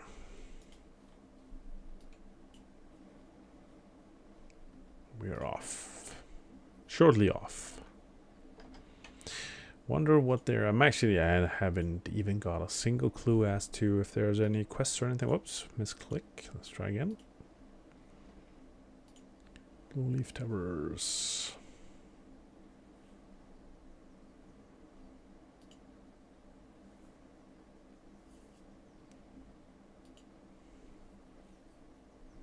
He's inside.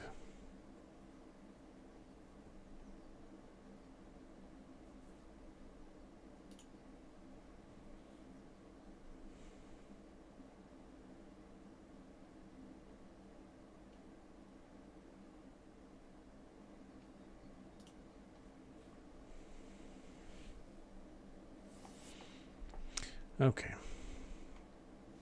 Not a lot of quests per se in here. So we're not missing out on much.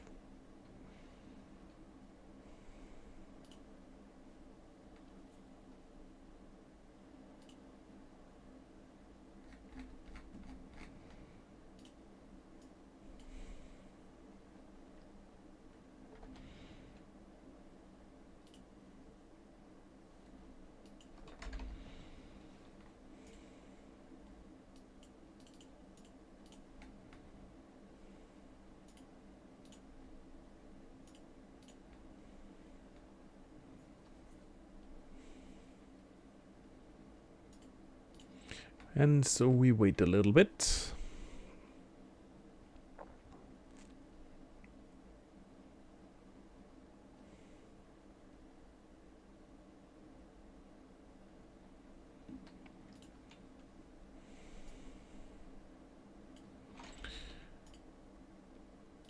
those guys are where they're. Oh, my.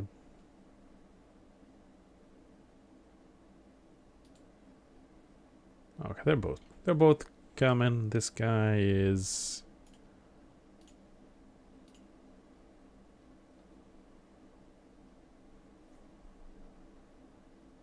Okay, he's on his way to Hammerfall, so he can hopefully get on the flight path. So he's got a long journey ahead of him, unfortunately. And that's one of those things, you gotta hoping that at some point we get the meeting stones. Would be nice to be able to summon people. Really would.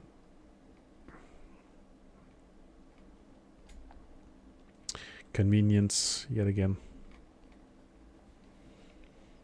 Would be nice.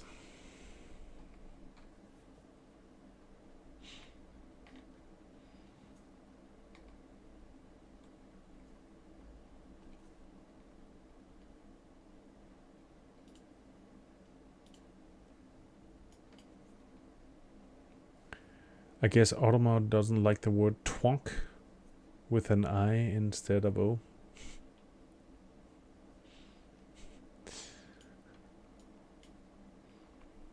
Okay. So I think that's a thing.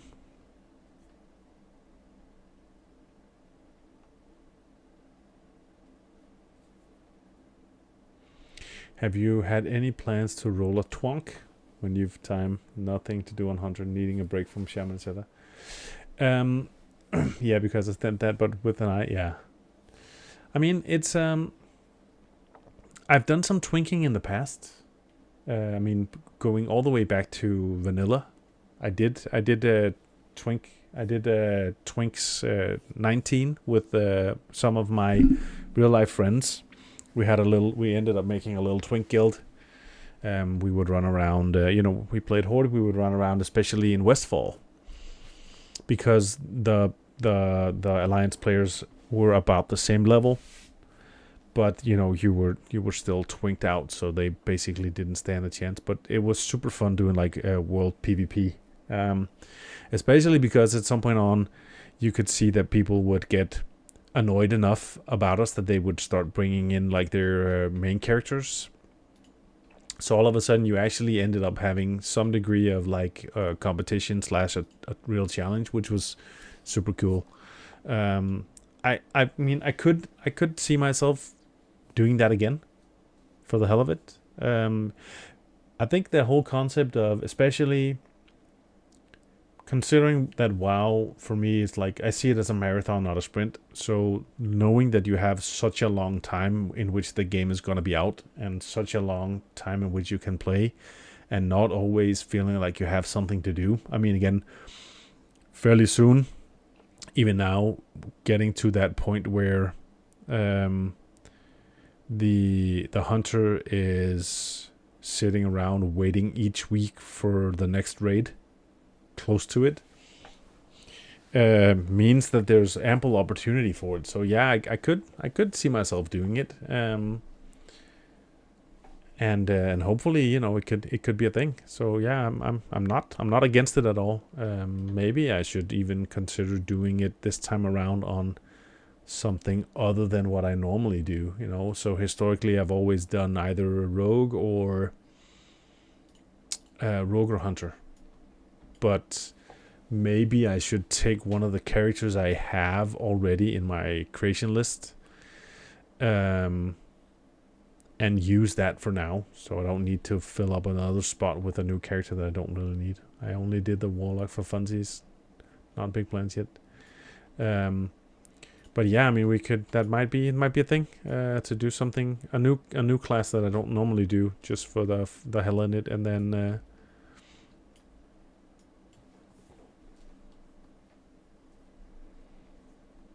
that could be fun, like a pet project. And I mean, I would say even to a wider extent,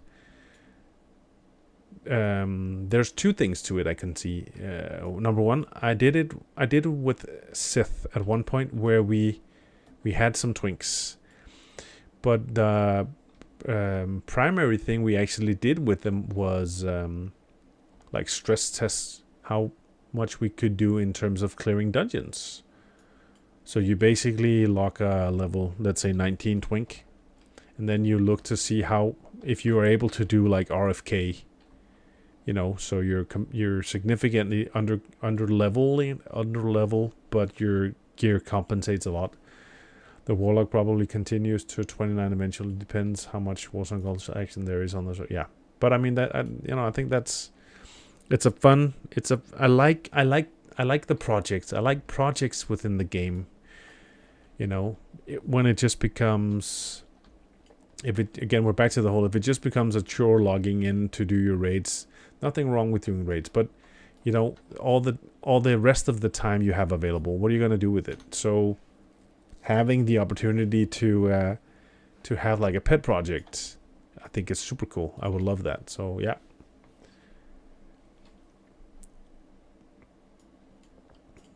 So I'm down. I'm down to pursue something.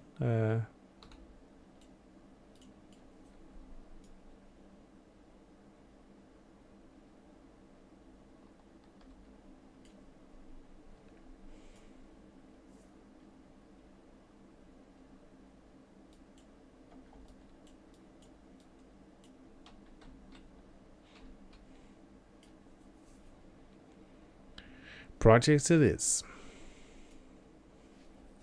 We did one of the projects I did with Sith at one point was that we did again, it was we called it Dungeon Twinks because it was specifically for dungeons.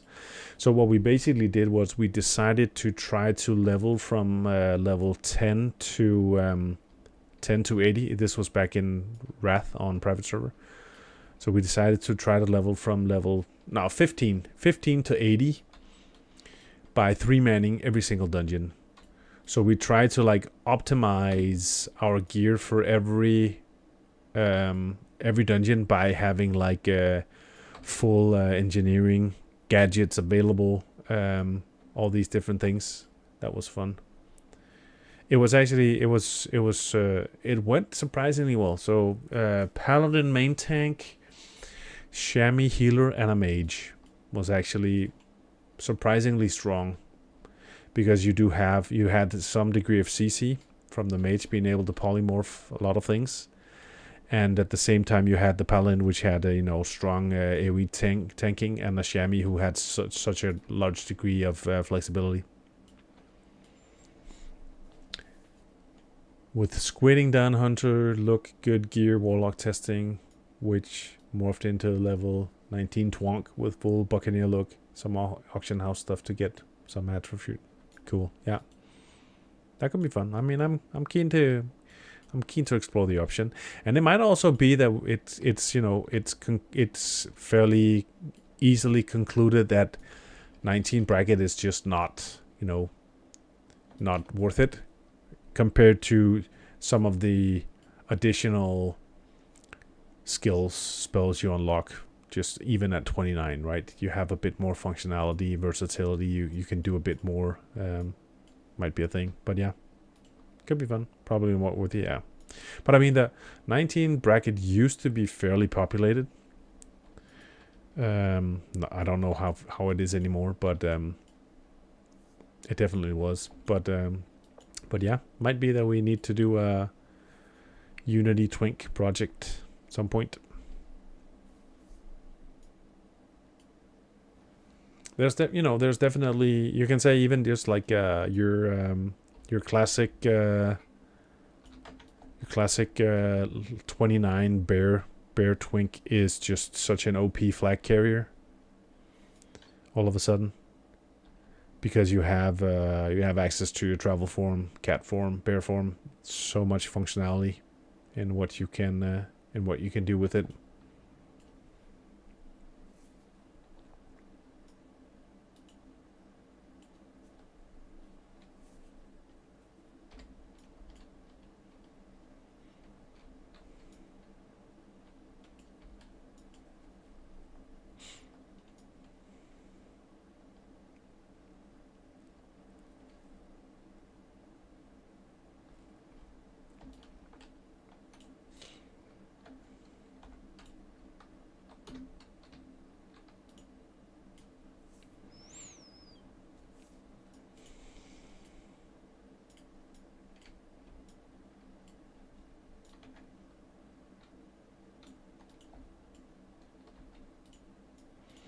So you just spam dots and okay, only 10 talent points, so level 19 Warlock is basically Curse of Agony, instant cast plus 15.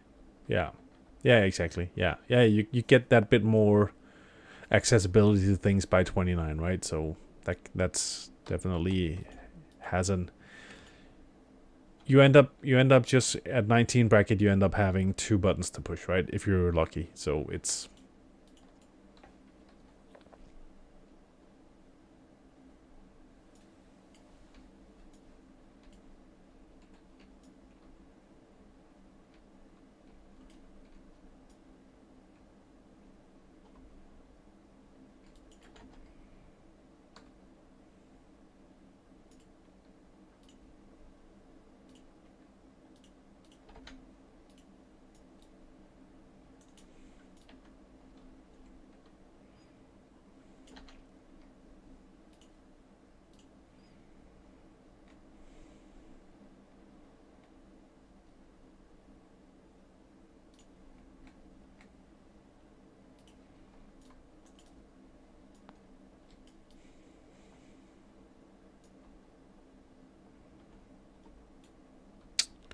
so I'm unsure if if the tank is not sure where we're going, or he's looking for something that he hasn't really informed about. Either way, we're on a scenic tour right now, looking in every single crevice. The fact that we brought a second warrior is doesn't appear to be a big concern versus my ability to get the corpse maker, because it looks like he's dual wielding, so hopefully there's no competition.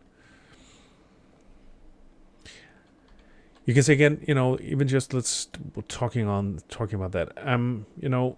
Looking to, if at some point looking to level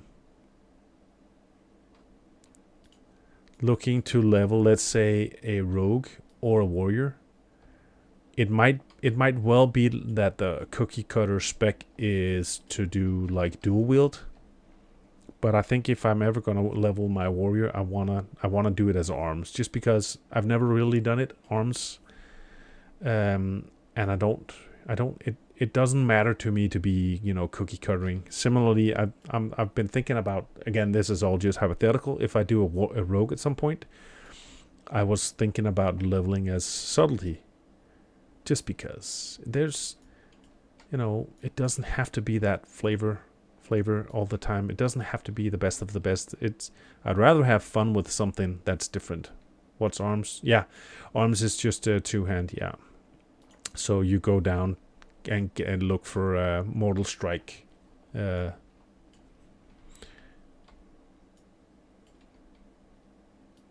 contemplating that, just for doing something different.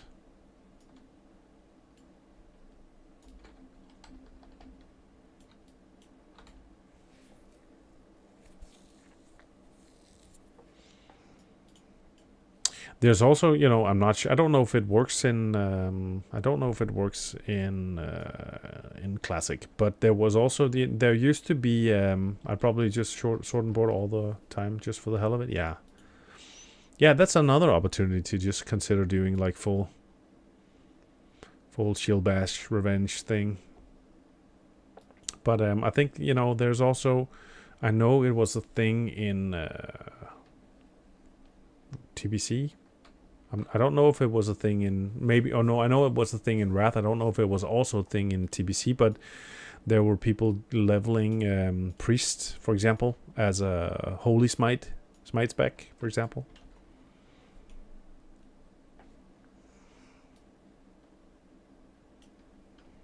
Just for the just to do something differently, not to just do the same as everybody else.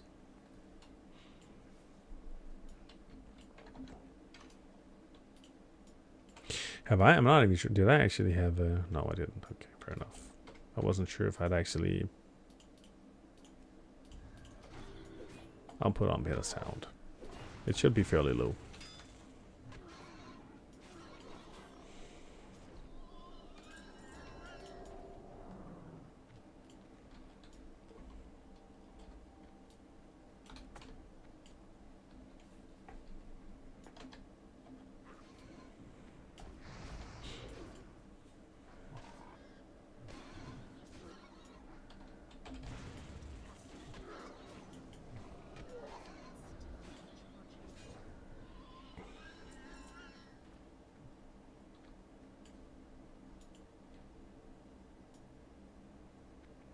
I'm not even sure if I've been here to this part before. I always just follow the beaten path.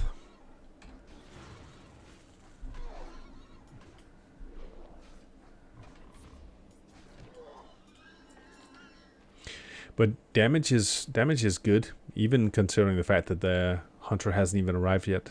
So that does not seem to be an issue. Which is nice, you know.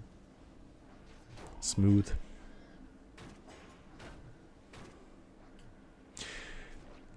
He's still trying, yeah, but he was on the complete opposite side of the world. You know, he came all the way from Arathi, so poor guy. Let's see if he makes it here in time. But so I think, you know, let's say if we're talking about possible twonking. Hey, look, the water. Should we I mean, let's consider putting up a Discord post about it, right? So we can have recruit others to the possibility.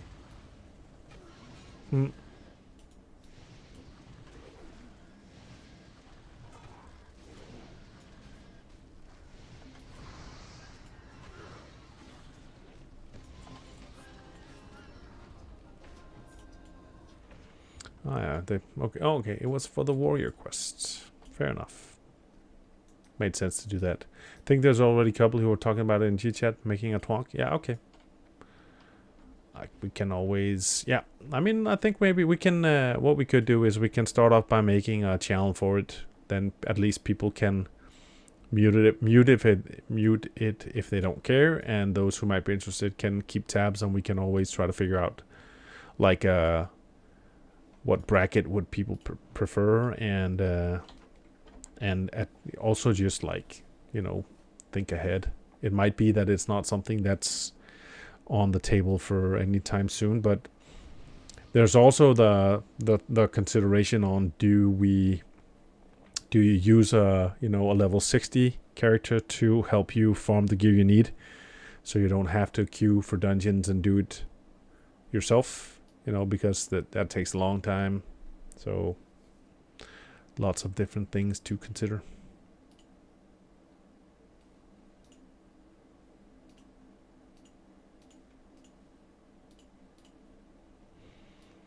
Alrighty. So Hunter's just about here. Yep. Just about there. Timing was excellent. So RFK it is. Let's see what we can be fortunate maybe to get.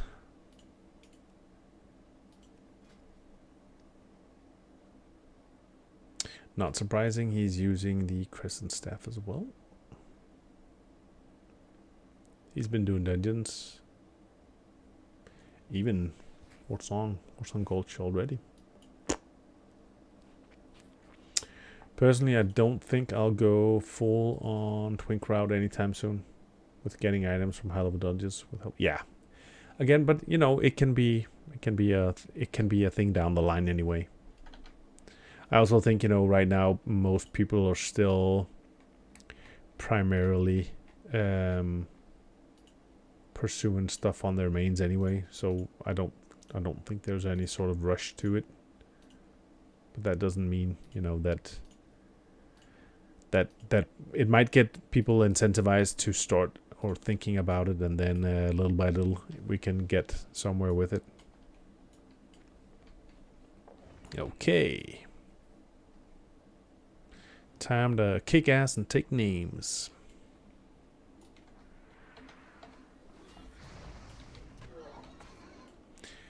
Only favor I asked on the Warlock was to get the 5 stamina 2 int cloak from Garento quest in Stone Talon. Asked if anyone was aboard and Danny hopped on. Nice. That's cool.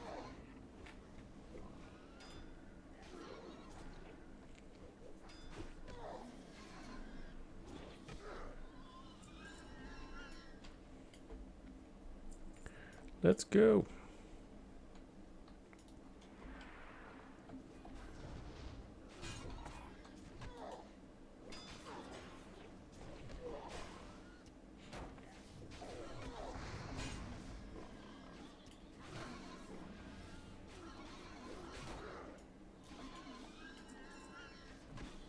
Whoa, Deanship Claymore. Two-handed sword with spirit and defense. That's an odd combo, but cool.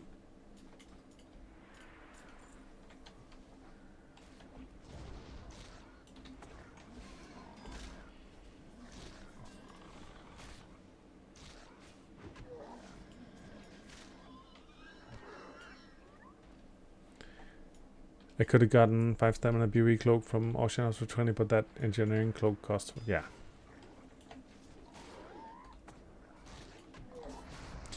I think it's. I feel like I catch myself on some occasions trying to figure out what is my like.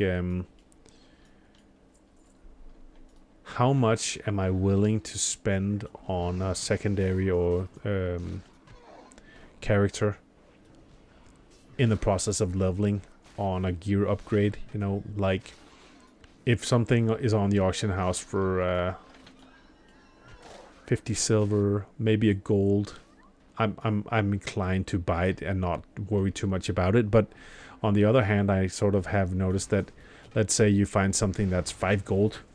I really don't even want to spend 5 gold on something that's such a temporary upgrade, for example. So trying to figure out that that balance of when is an amount acceptable, right?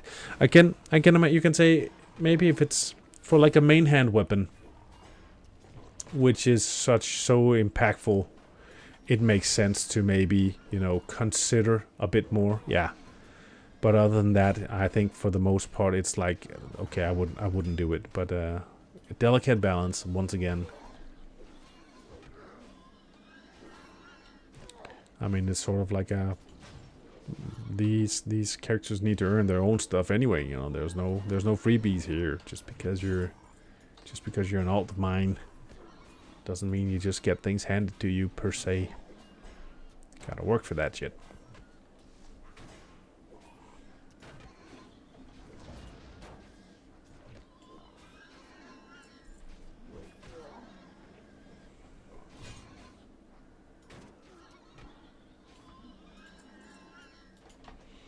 See if I can grab a little bit of mana just for the...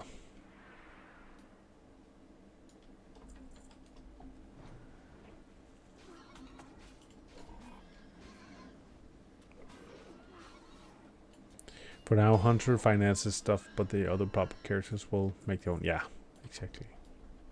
You can very quickly end up funding a lot of money to the other characters. I mean, and of course, if you either feel like you have enough or you know you can spare it, then fair enough. I just think it very quickly becomes like a spiral that just goes completely out of control, where you just end up shelling out so much. Can't really be. I'm too cheap for that, probably.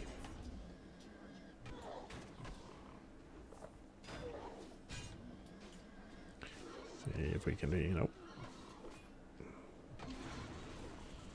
So the one time I prepare to interrupt the spell, basically nothing more happens. Typical.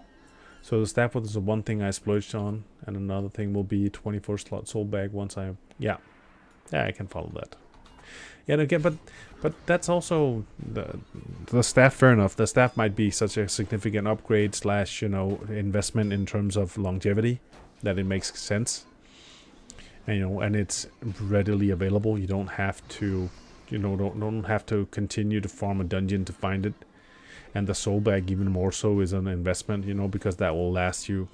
That will last you for until 60 anyway, or could at least. So that makes sense. It's more a case of if you go out and shell out 10 gold for some random belt, green belt or something, maybe a blue belt if you're lucky, that will last you a few levels. You know, it's not. Ooh, wow, that was impressive.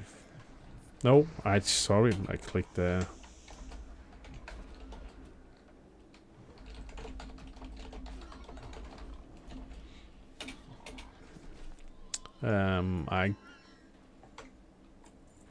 I will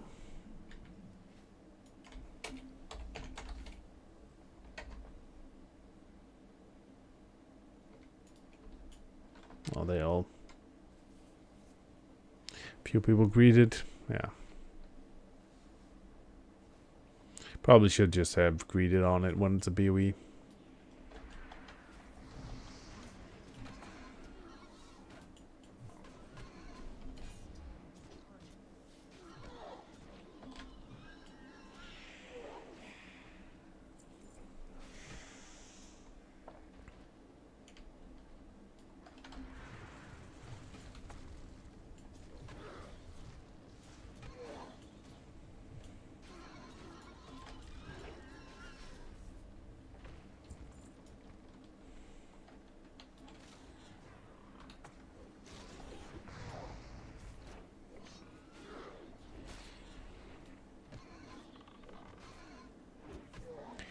Razorfen Beast Trainer.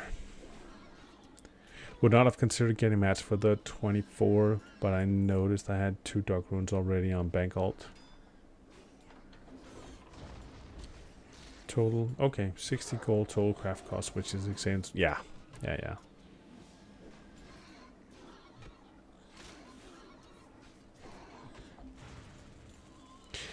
Or the, so, but, yeah, even just, so the, some of the material cost is Dark Runes as well. That's also insane.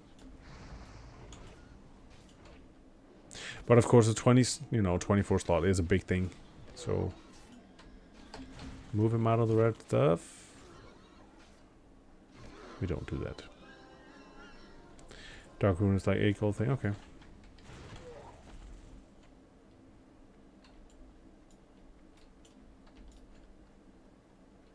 Yeah, since you had them anyway. Yeah, you can say you're a good part of the way there already, so it will last until TPC. Yeah.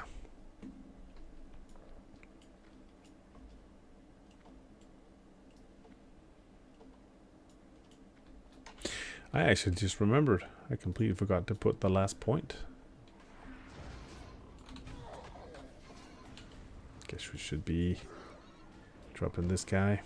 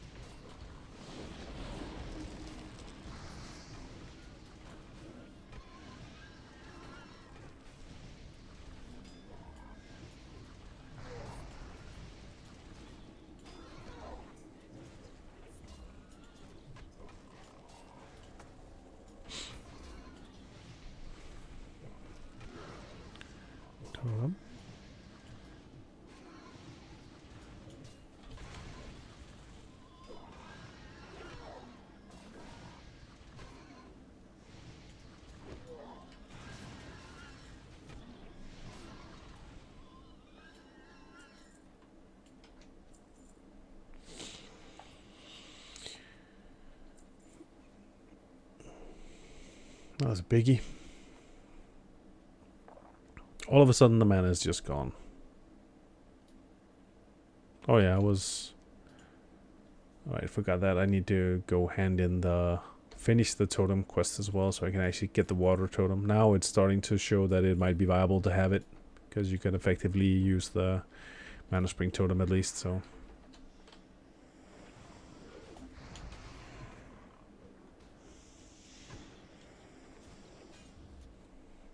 Starts to have a bit more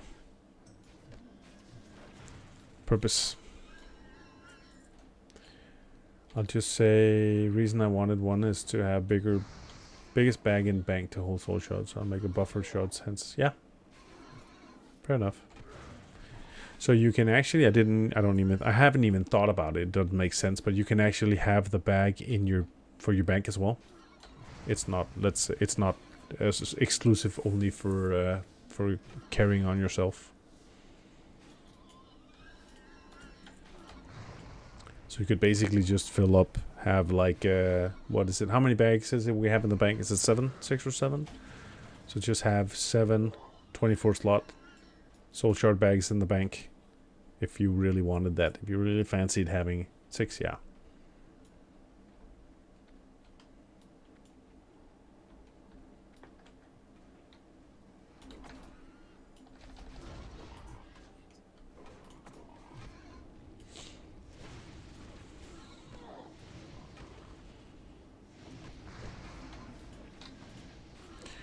dominate mine. That's nasty.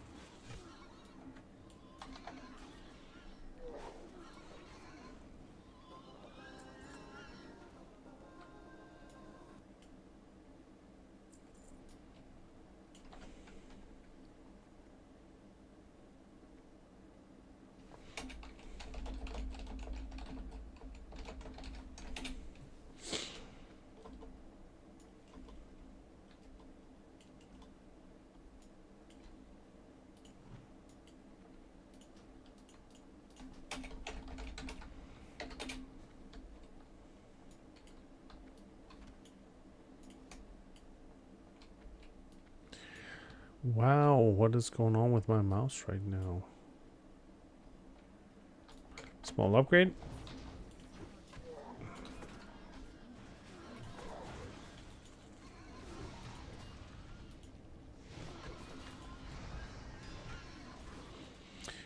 Don't see a reason they wouldn't be able to be in bank back. Didn't think of that other. Yeah, you can put socials. Yeah, yes. Yeah, it was more a case of, you know, interesting whether or not you would actually be able to use it in the bank slot. But it wouldn't make sense that you can, because it's just a container, so it shouldn't be a thing. I have never tried it, but yeah, we'll figure out. Yeah, you can say you're gonna craft it either way, and so you just go over and try to put it in the bank first, see if it works out. Otherwise, you know that you're gonna be keeping it on your person anyway. Maybe. Or we'll end up having to.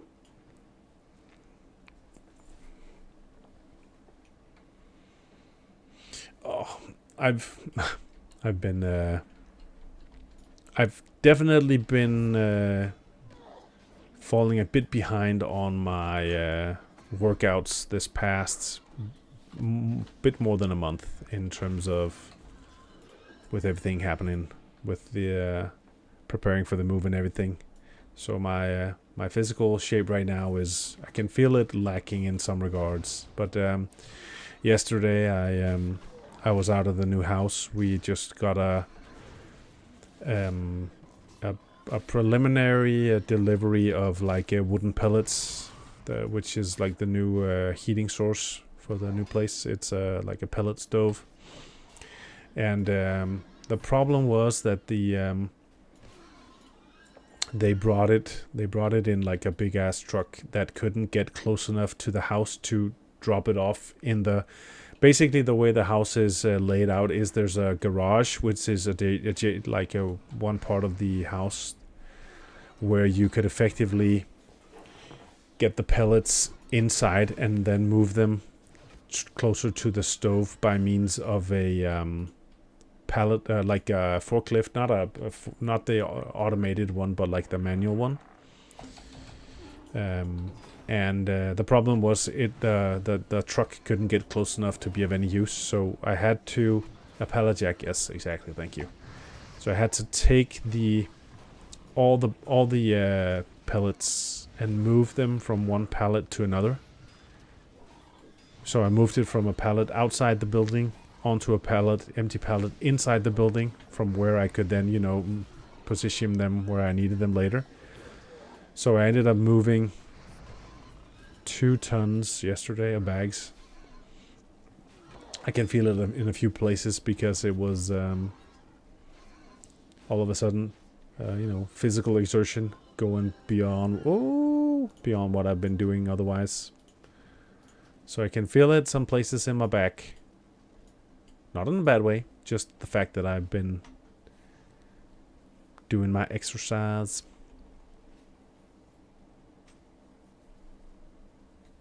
Nice. Sweetness. Coolio.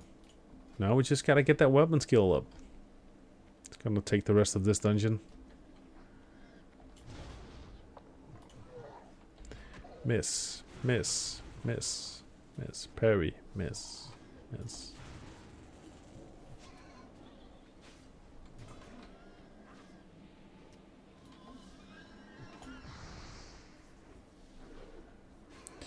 Well, the only thing we really wanted, at least we got that. That's awesome.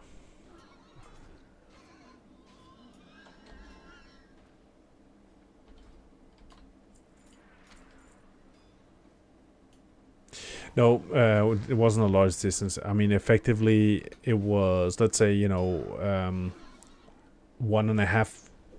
Well, moving them from the outdoor pallet to the indoor pallet was maybe a distance of like 2 meters. And then the distance that I rolled it inside the house afterwards was another, like, let's say 5 meters, a bit down the hallway and around a corner.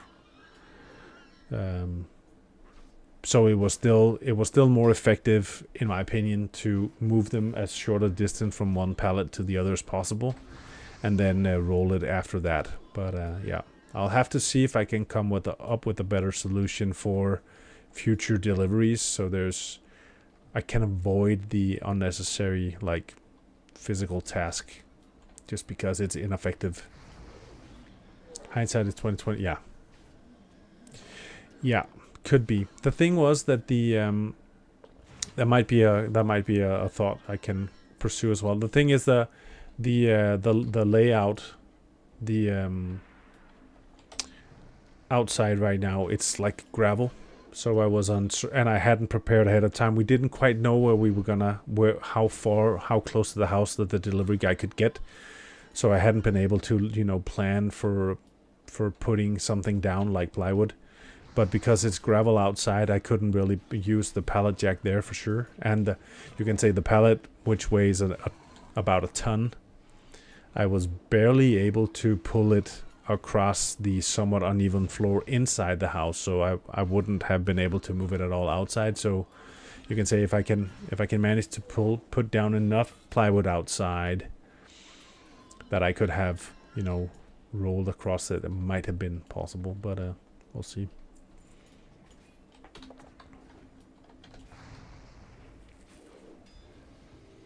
Yeah, even plywood you need to have a buddy. Yeah. That's why I have a wife.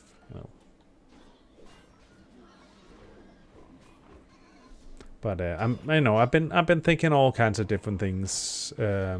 Also, I was trying to think of, okay, could you effectively look to create some sort of like a transportation ban so that you can effectively, load them onto some sort of a conveyor belt thing. Might be going a bit overboard in terms of solution orientation, because we are, let's say, realistically within a number of years, I think we would be looking to pursue the possibility of getting an alternative heating solution to what the pellet stove is. It would make sense to look into getting like a earth heat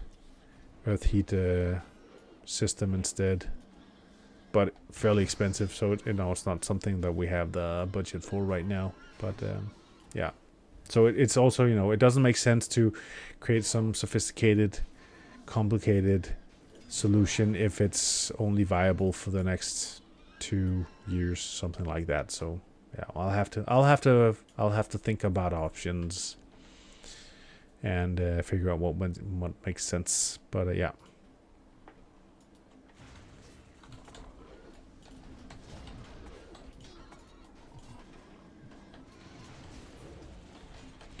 All these different casters.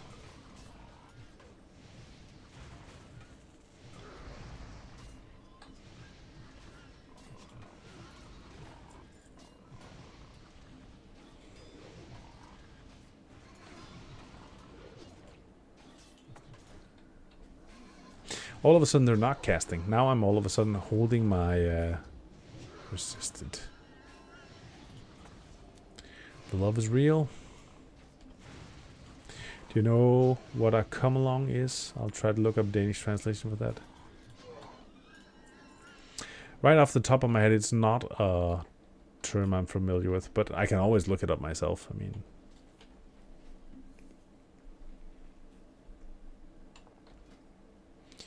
'66 weapon skill.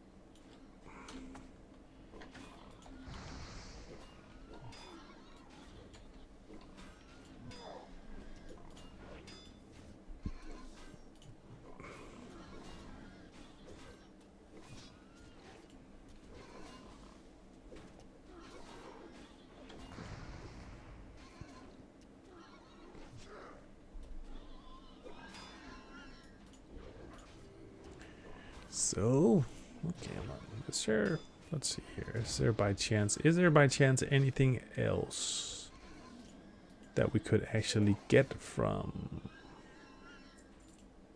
Oh, there's the blind hunter, but he doesn't really have anything that's Huntsbill. Oh yeah, yes. Yes, yeah. I can follow. Yeah, you can definitely. There could definitely be like a, it's like a winch, so you have like a wire winch somewhere.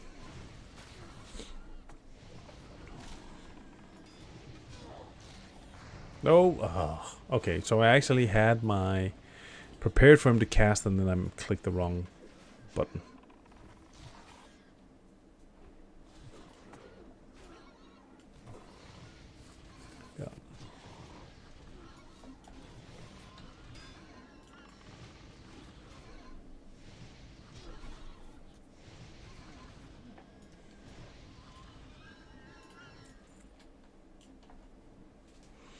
Yeah, I'll have to figure out what I do. Not like the spinning crank, one other thing that truck drivers use, but the version that has a longer handle. Yeah. Yes.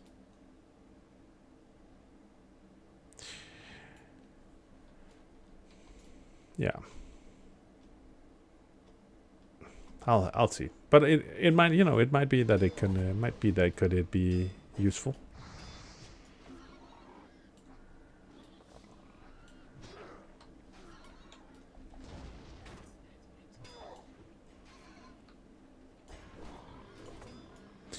Was it a totem pole?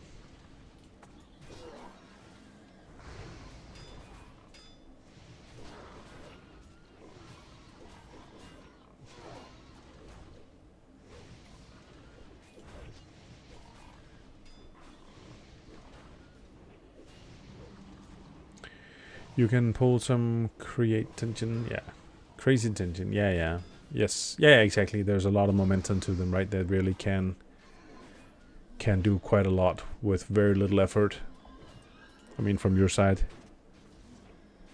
It really just is about having a big lever.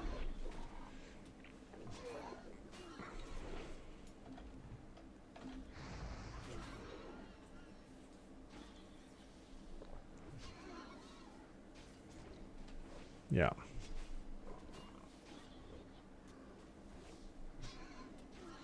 But I say the thing is, yeah, there's a lot of, you know, some of these are really like just practical considerations, but I figure also that there's a lot to the new home that really requires a reassessment of how you do things, you know, because in broad terms everything is of a bigger scale.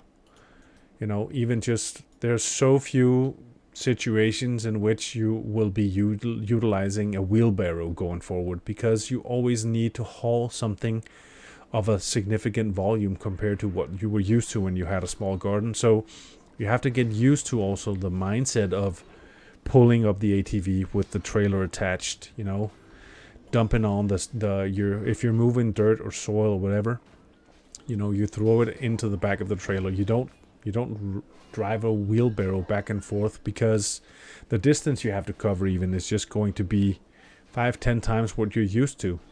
So it's ineffective. So the whole mindset of trying to get around how do you do things differently is part of the process right now of how do you always prepare yourself for doing something on a scale. I think big enough lever and a swivel point. Yeah, exactly.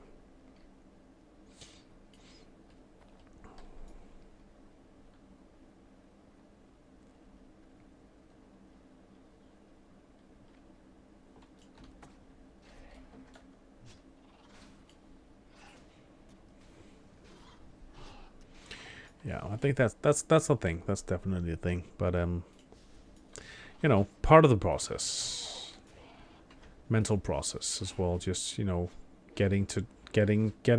finding a way to solve these things and all that is also just, you know, I like it. I like having to reassess and evaluate and improve it. Figuring out how to do things Smarter, not harder.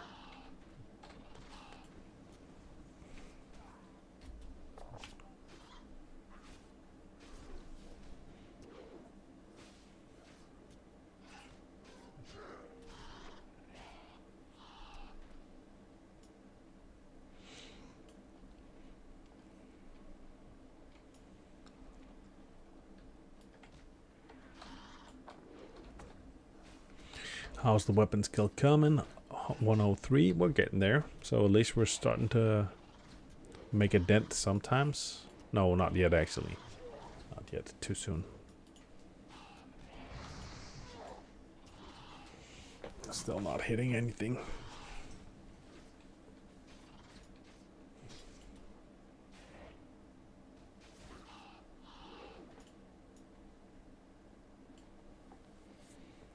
But it probably holds true that maybe we are around cap when we get to the end boss, if we're lucky. So we actually can contribute.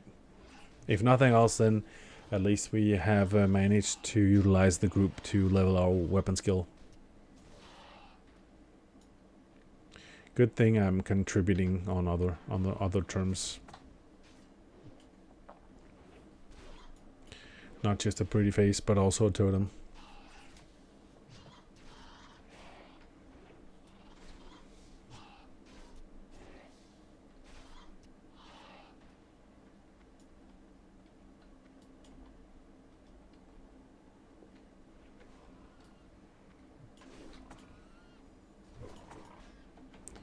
See, there's a caster somewhere.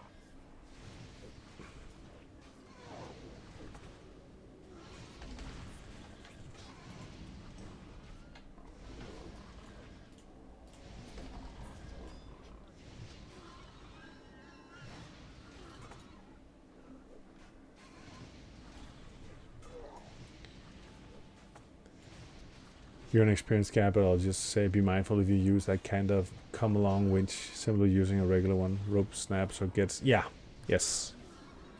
Yeah. I know it's... I mean, it's super relevant, at least. I think it's really important to be aware of it, you know.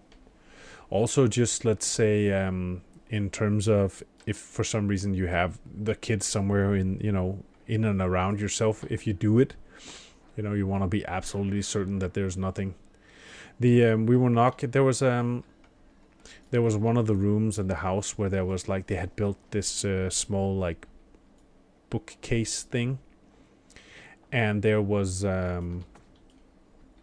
we took it apart primarily just by, you know, hitting some of the sides with a big ass hammer, and my wife at some point wanted to go at it, you know, so she took some swings, and the first thing I did was basically just tell my daughter that there was a distinct difference between standing on one side of her mom and the other, let's say focusing on the path with which she swings. So like you're gonna want to be behind the hand in which she has the hammer, because she's gonna be swinging away from you then instead of towards you.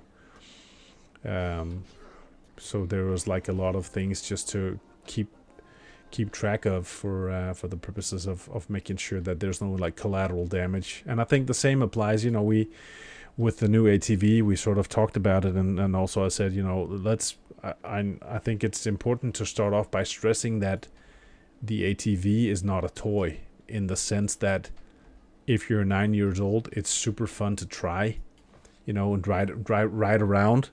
But it's meant as a work tool, predominantly. Nothing wrong with, you know, driving around on it, but it's not a toy. It's a big heavy piece of machinery, you know. And if you're not mindful, and you go too quickly, especially when you've never tried it before, you know, and that thing flips over, you're gonna break a leg if you're lucky. Only break a leg if you're lucky. Otherwise, it's gonna be something worse, you know. So I think it was also important to try to address the fact that there are some things to be four-wheel ATV, that kind that you ride on top of. Yeah, no cap. Yes, exactly. Yes. I believe the ones that have the like the hard top, where you basically sit in an actual seat, is they have another letter reference, right? That's not called an ATV normally, is it? Can't remember. But the ATV is the one where you sit spread legged across the top. Yeah, that one. UTV, yeah, exactly. Utility one. Yeah, that was the one. Yeah. So, but ours is an ATV.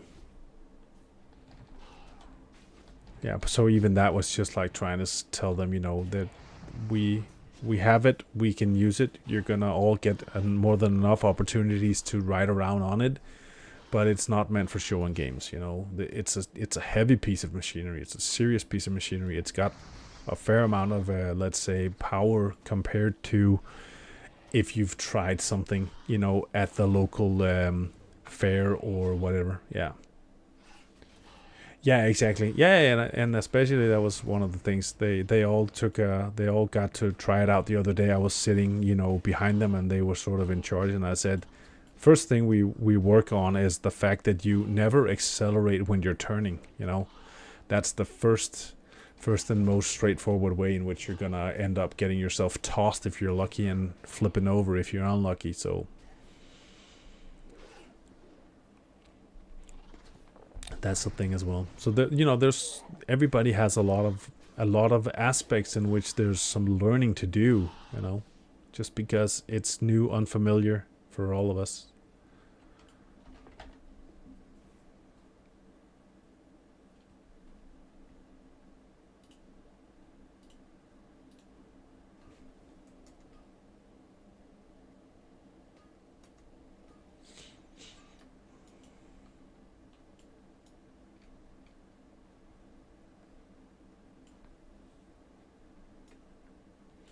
You know, there used to be trike ATVs. That was a great idea by Hunter. Yeah, okay.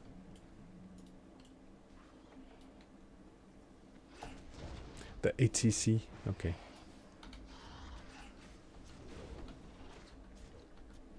I don't think I've ever seen one, but yeah.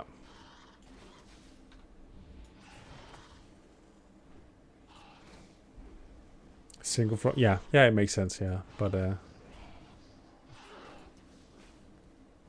flips over. Yeah, there's easily a situation I figure in which that, you know, the like the pivotal point is fairly small, right? The silence is tough.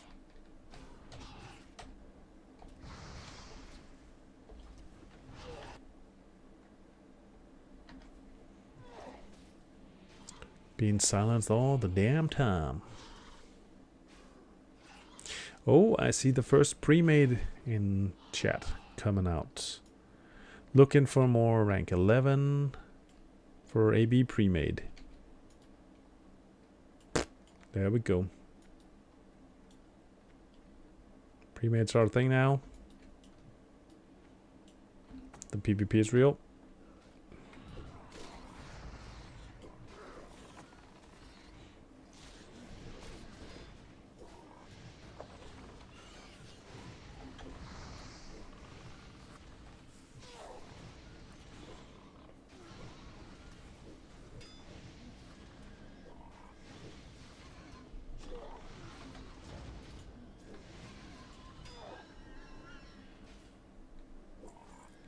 Go. Some big hits coming in sometimes. You can really see once the warriors get within execute range. Damage they just drop. Guess I should probably be stalking this guy actually for there we go.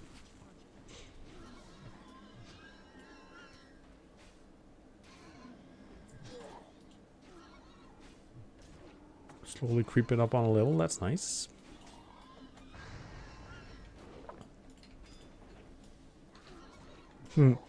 This thing is so slow that I can basically manage to sidestep loot and get back in time for my next swing. That's says a lot about speed or lack of such. Okay, so I didn't quite make it to the level cap, weapon skill cap. Let's see if it's enough.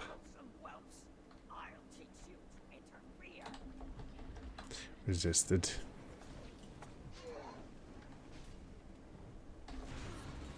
Resisted.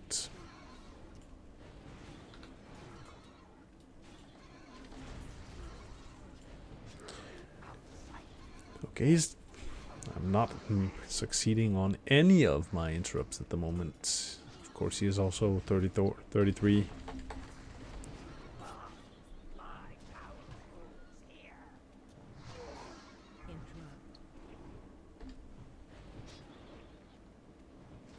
And then when I finally manage to time it right, he's immune. What does that mean?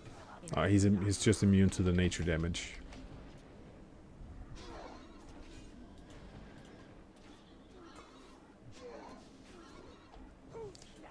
Die already! Jesus, here's a toughie.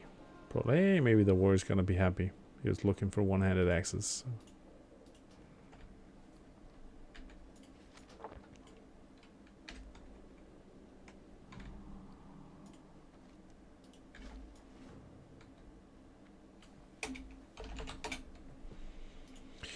He was lucky. Okay, so...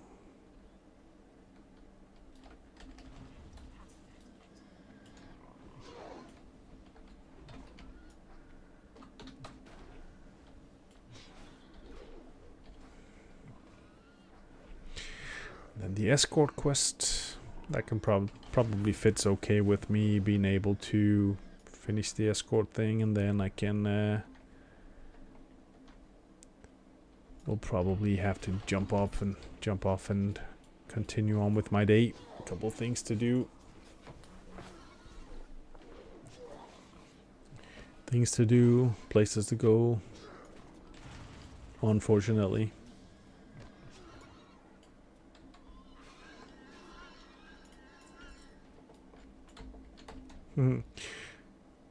LOSing didn't quite work.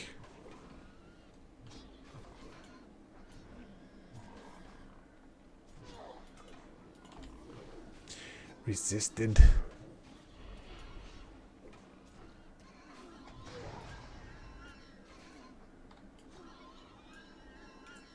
That was chaotic.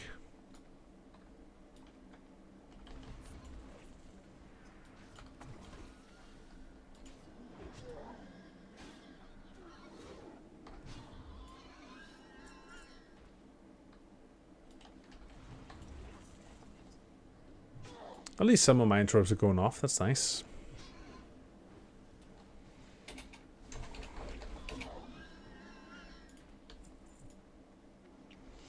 Rolling for the chest, I did not. I will not be winning with a roll of 13, that's for sure.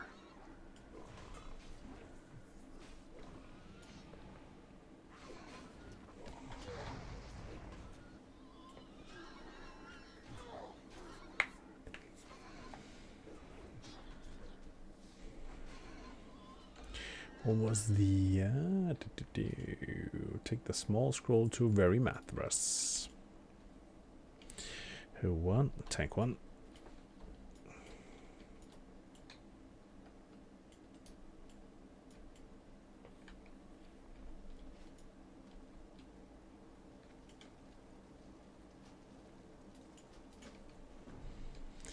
There we go. Escort quest.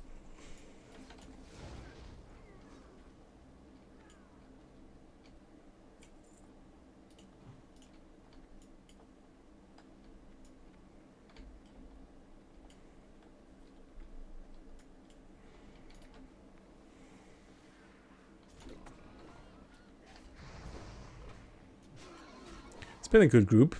Straightforward, easy going. Smooth.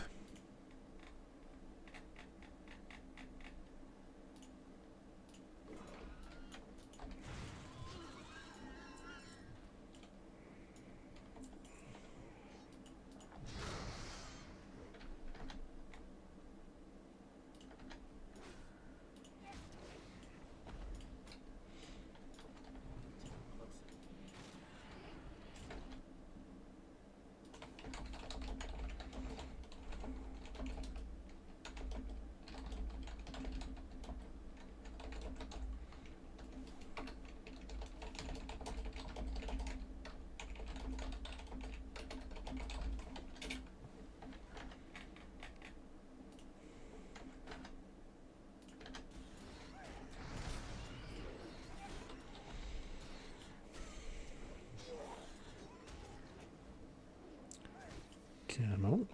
Alrighty.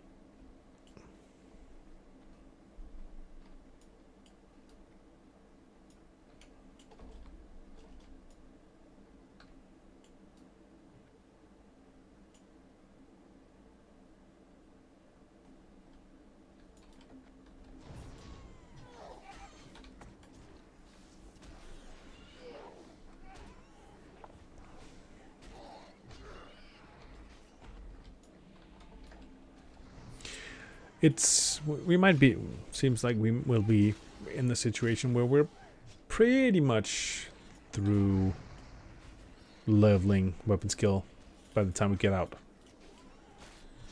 If we try to find something positive.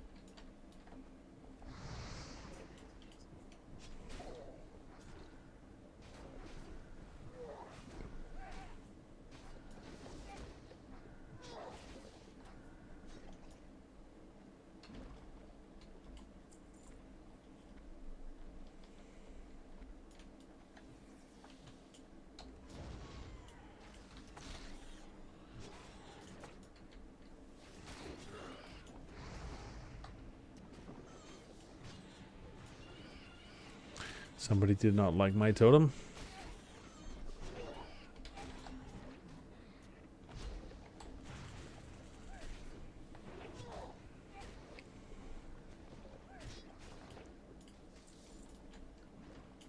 Maybe I can get some quick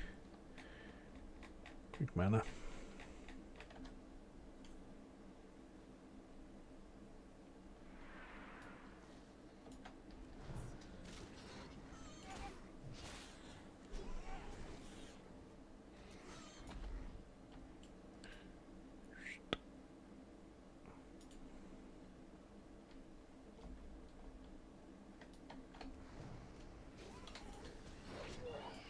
See, that's a hit we're talking about. White hit 300.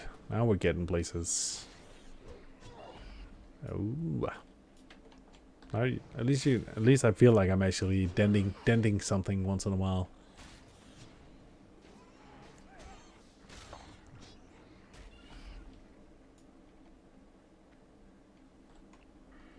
Also, actually, yeah, through the next talent. Time for next tier talents.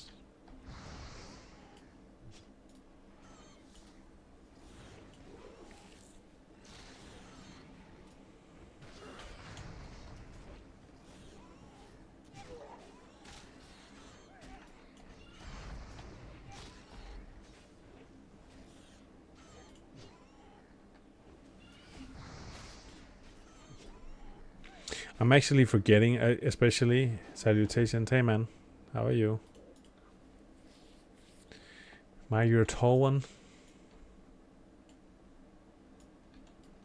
Even sitting down? Well,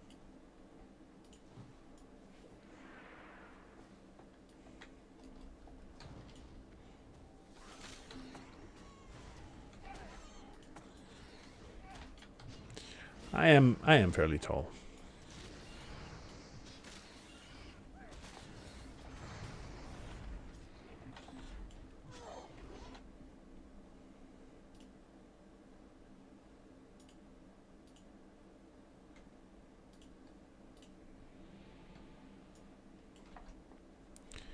Time to man up. How short are you? I am 192 centimeters.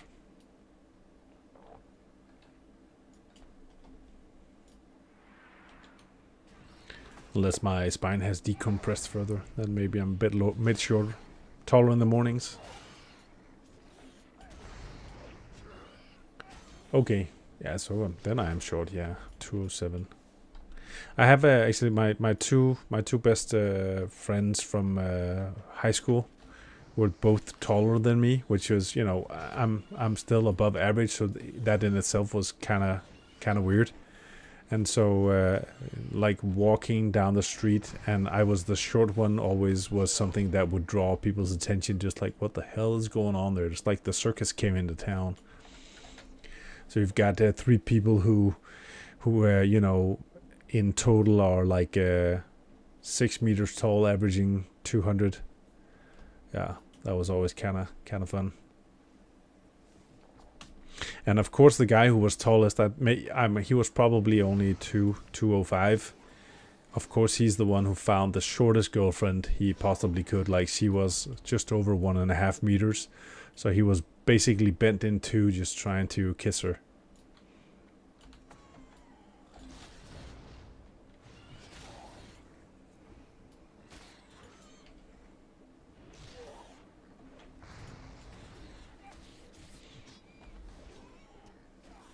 So how goes the leveling? Have you progressed any further on the warlock? That's why the tall guys sit down. Yeah. Get on my lap, just like Santa.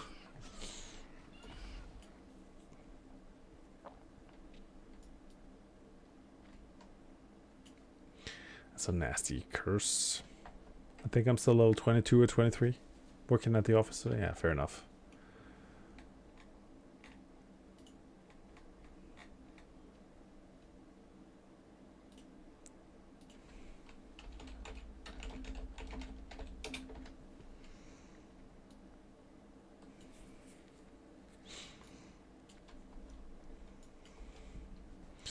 I figured I can manage to get through this dungeon here, and then I'll probably, my health is off cooldown, I can jump back to free wind post and then probably park the character there for now. I need to go do some errands, so probably the end of my journey, unfortunately, for today.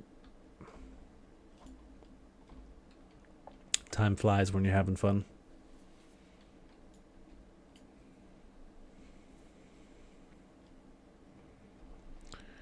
The beginning of a long hard weekend on some points, heading out to the new place in a couple of hours. By the way, it's interesting that average human height has changed over time. Yeah.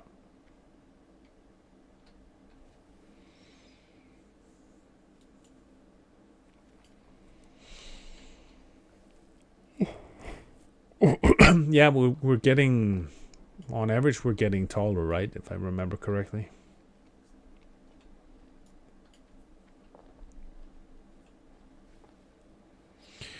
It's going to be it's going to be an evolutionary process like the giraffes. We're going to have to stretch more and more to be able to reach the fruits.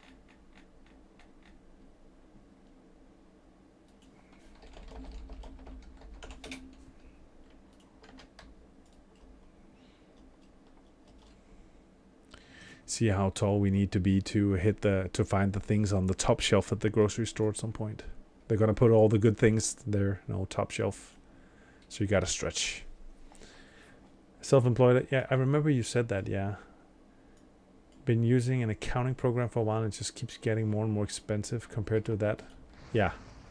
So cancel it, yeah. I can follow that. It's always, you can say I've never been in a situation where I've had to think about that before, but now with the new property is, because it's an agricultural property, I can effectively run it through a company. So I started a small sole proprietorship to just basically funnel and channel all the income and outcome through. So I had to liaison with an accountant as well for now to help with some of all the bookkeeping. I'm also right now awaiting prices from then on, what it's going to cost in terms of accounting program and everything else, so I know whether I should consider doing it myself, because it quickly just adds up, especially if, it can very quickly be fairly expensive compared to the turnover you have. There's some 2017 study picture on Wikipedia that shows it peaked for females in the 70s, males in the 80s. That graph covers basically. I think okay, fair enough. So where do we turn that in? Oh yeah, is it over here? Did I forget to talk to him? Is he inside? I don't remember.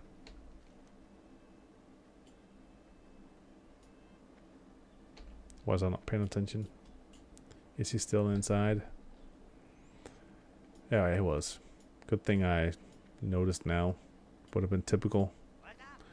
Okay, agility, intellect, strength.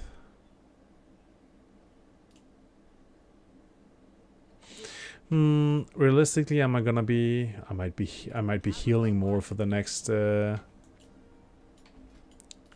levels ish. Looking to chase a good amount of Scarlet Monastery maybe, so I'll try to do the strategic thinking ahead.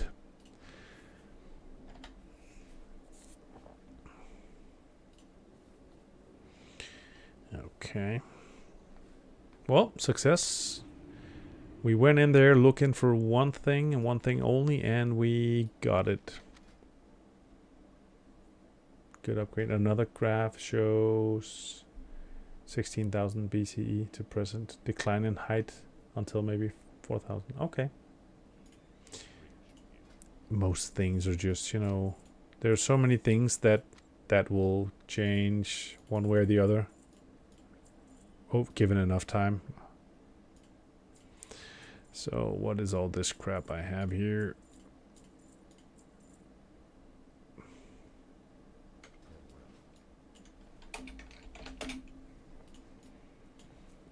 Okay.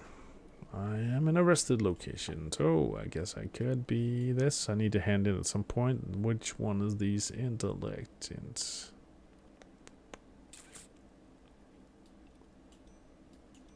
Guess I could sell that one. Okay. I think I'm gonna have to call it for the day, unfortunately. Better head off. Get a quick bite to eat and then maybe head off for... get the last few things I need to grab. Regrettably so. Yeah. I'll look to do better. I will look to do better. But thanks for hanging out. As always, a pleasure. Really is. Super excited to not be here sitting by my lonesome.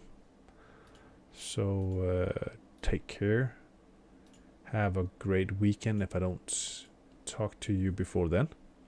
If nothing else, I plan on being... I'll be back again next week for sure. Maybe depending on how things look, if we actually manage to get something going for Sunday evening, I'll see if I can't maybe jump on and stream that. But otherwise, come Monday, at least, I think I'll be back. So thanks for hanging out. As always, a pleasure. Take care. And I'll catch you. I hope the work goes well this weekend. Yeah, thank you. I'm sure it will. I mean, it's mostly a matter of what we manage to do, but we've got a lot of friends stopping by here or there, you know, for a few hours. So hopefully just the extra manpower will mean some decent progress. So yeah, that's going to be nice. Preparing for the painter to start on Monday, if nothing else. That's sort of the main thing. Keeping tabs on what is it we need to set up so that he can get to where he needs to be. So yeah. Anyways, take care. I love you all. See you later. Bye.